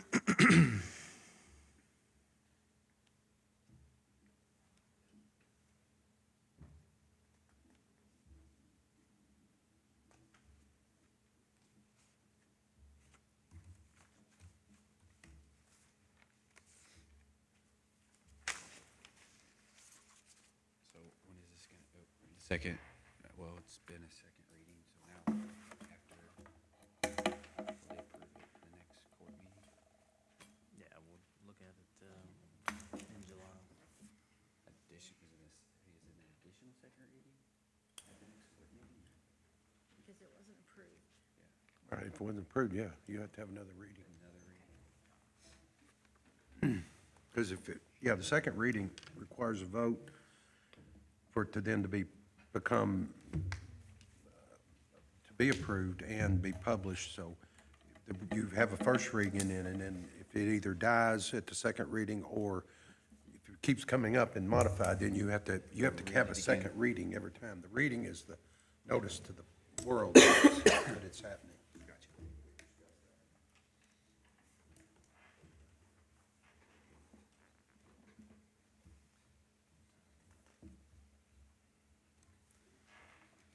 Like the only thing left is the, Would be in this meeting. No, we can, because it's not, well, it's an open meeting, but it's not. It was, okay, yeah, I think you,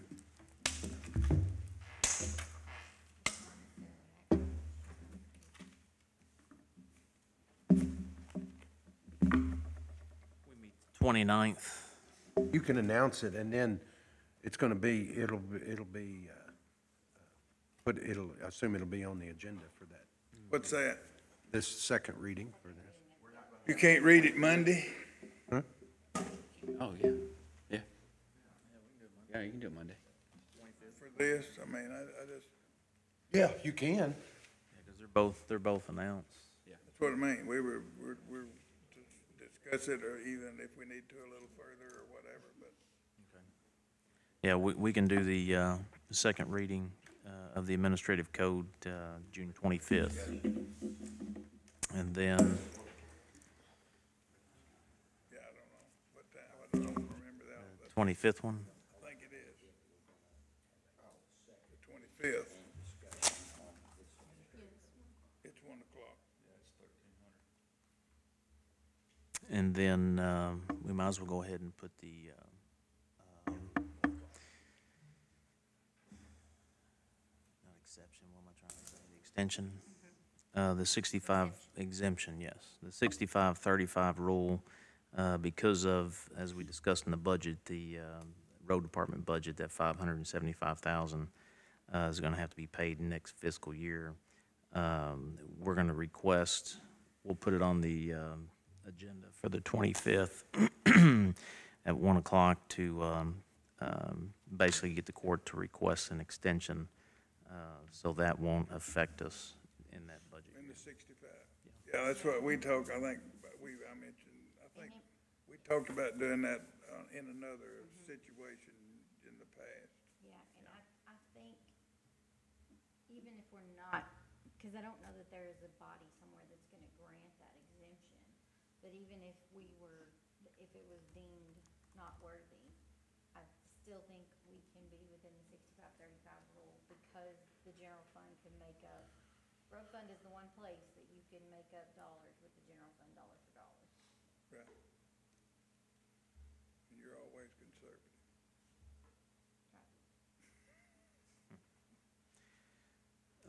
If that's all the questions for the administrative code, then you've got an update on the budget.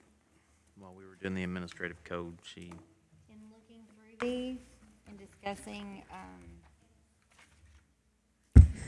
through these and discussing, Desiree's, taking over, Lacey's position, there was not retirement configured in that original. So, or in the section that you got today. What that would additional cost would be $2,500 in addition to. That is still less than what Lacey's original on the May 1st one was. So, just so when you get the final copy for presentation of approval, line 015075202 would be increased from 20,000 to 22,500. So general reserves would go from 63,195 down to 60,695 for that $2,500 transition. What was the first numbers you gave again? 015075202 01 5075 5075 202 202. is at 20,000. It will go up to 22,500.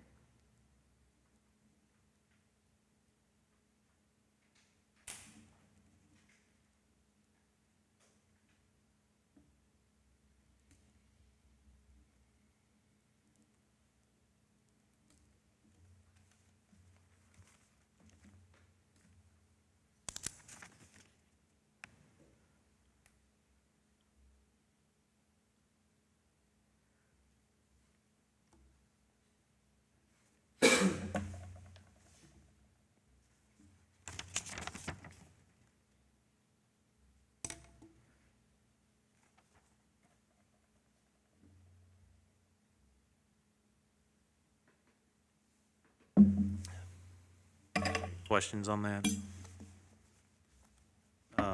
Do we have to wait till 1 o'clock for the special call meeting for the, what? Oh, was it 2:15? Okay. Well, then why don't we recess till 2:15 for What's happening at 2:15? Rivercrest? Oh, this? Yes. Okay, I was just gonna ask about that. Okay. Sorry for my. Well, we're actually, we don't have to recess. We can just come back at 2:15 for the special call meeting.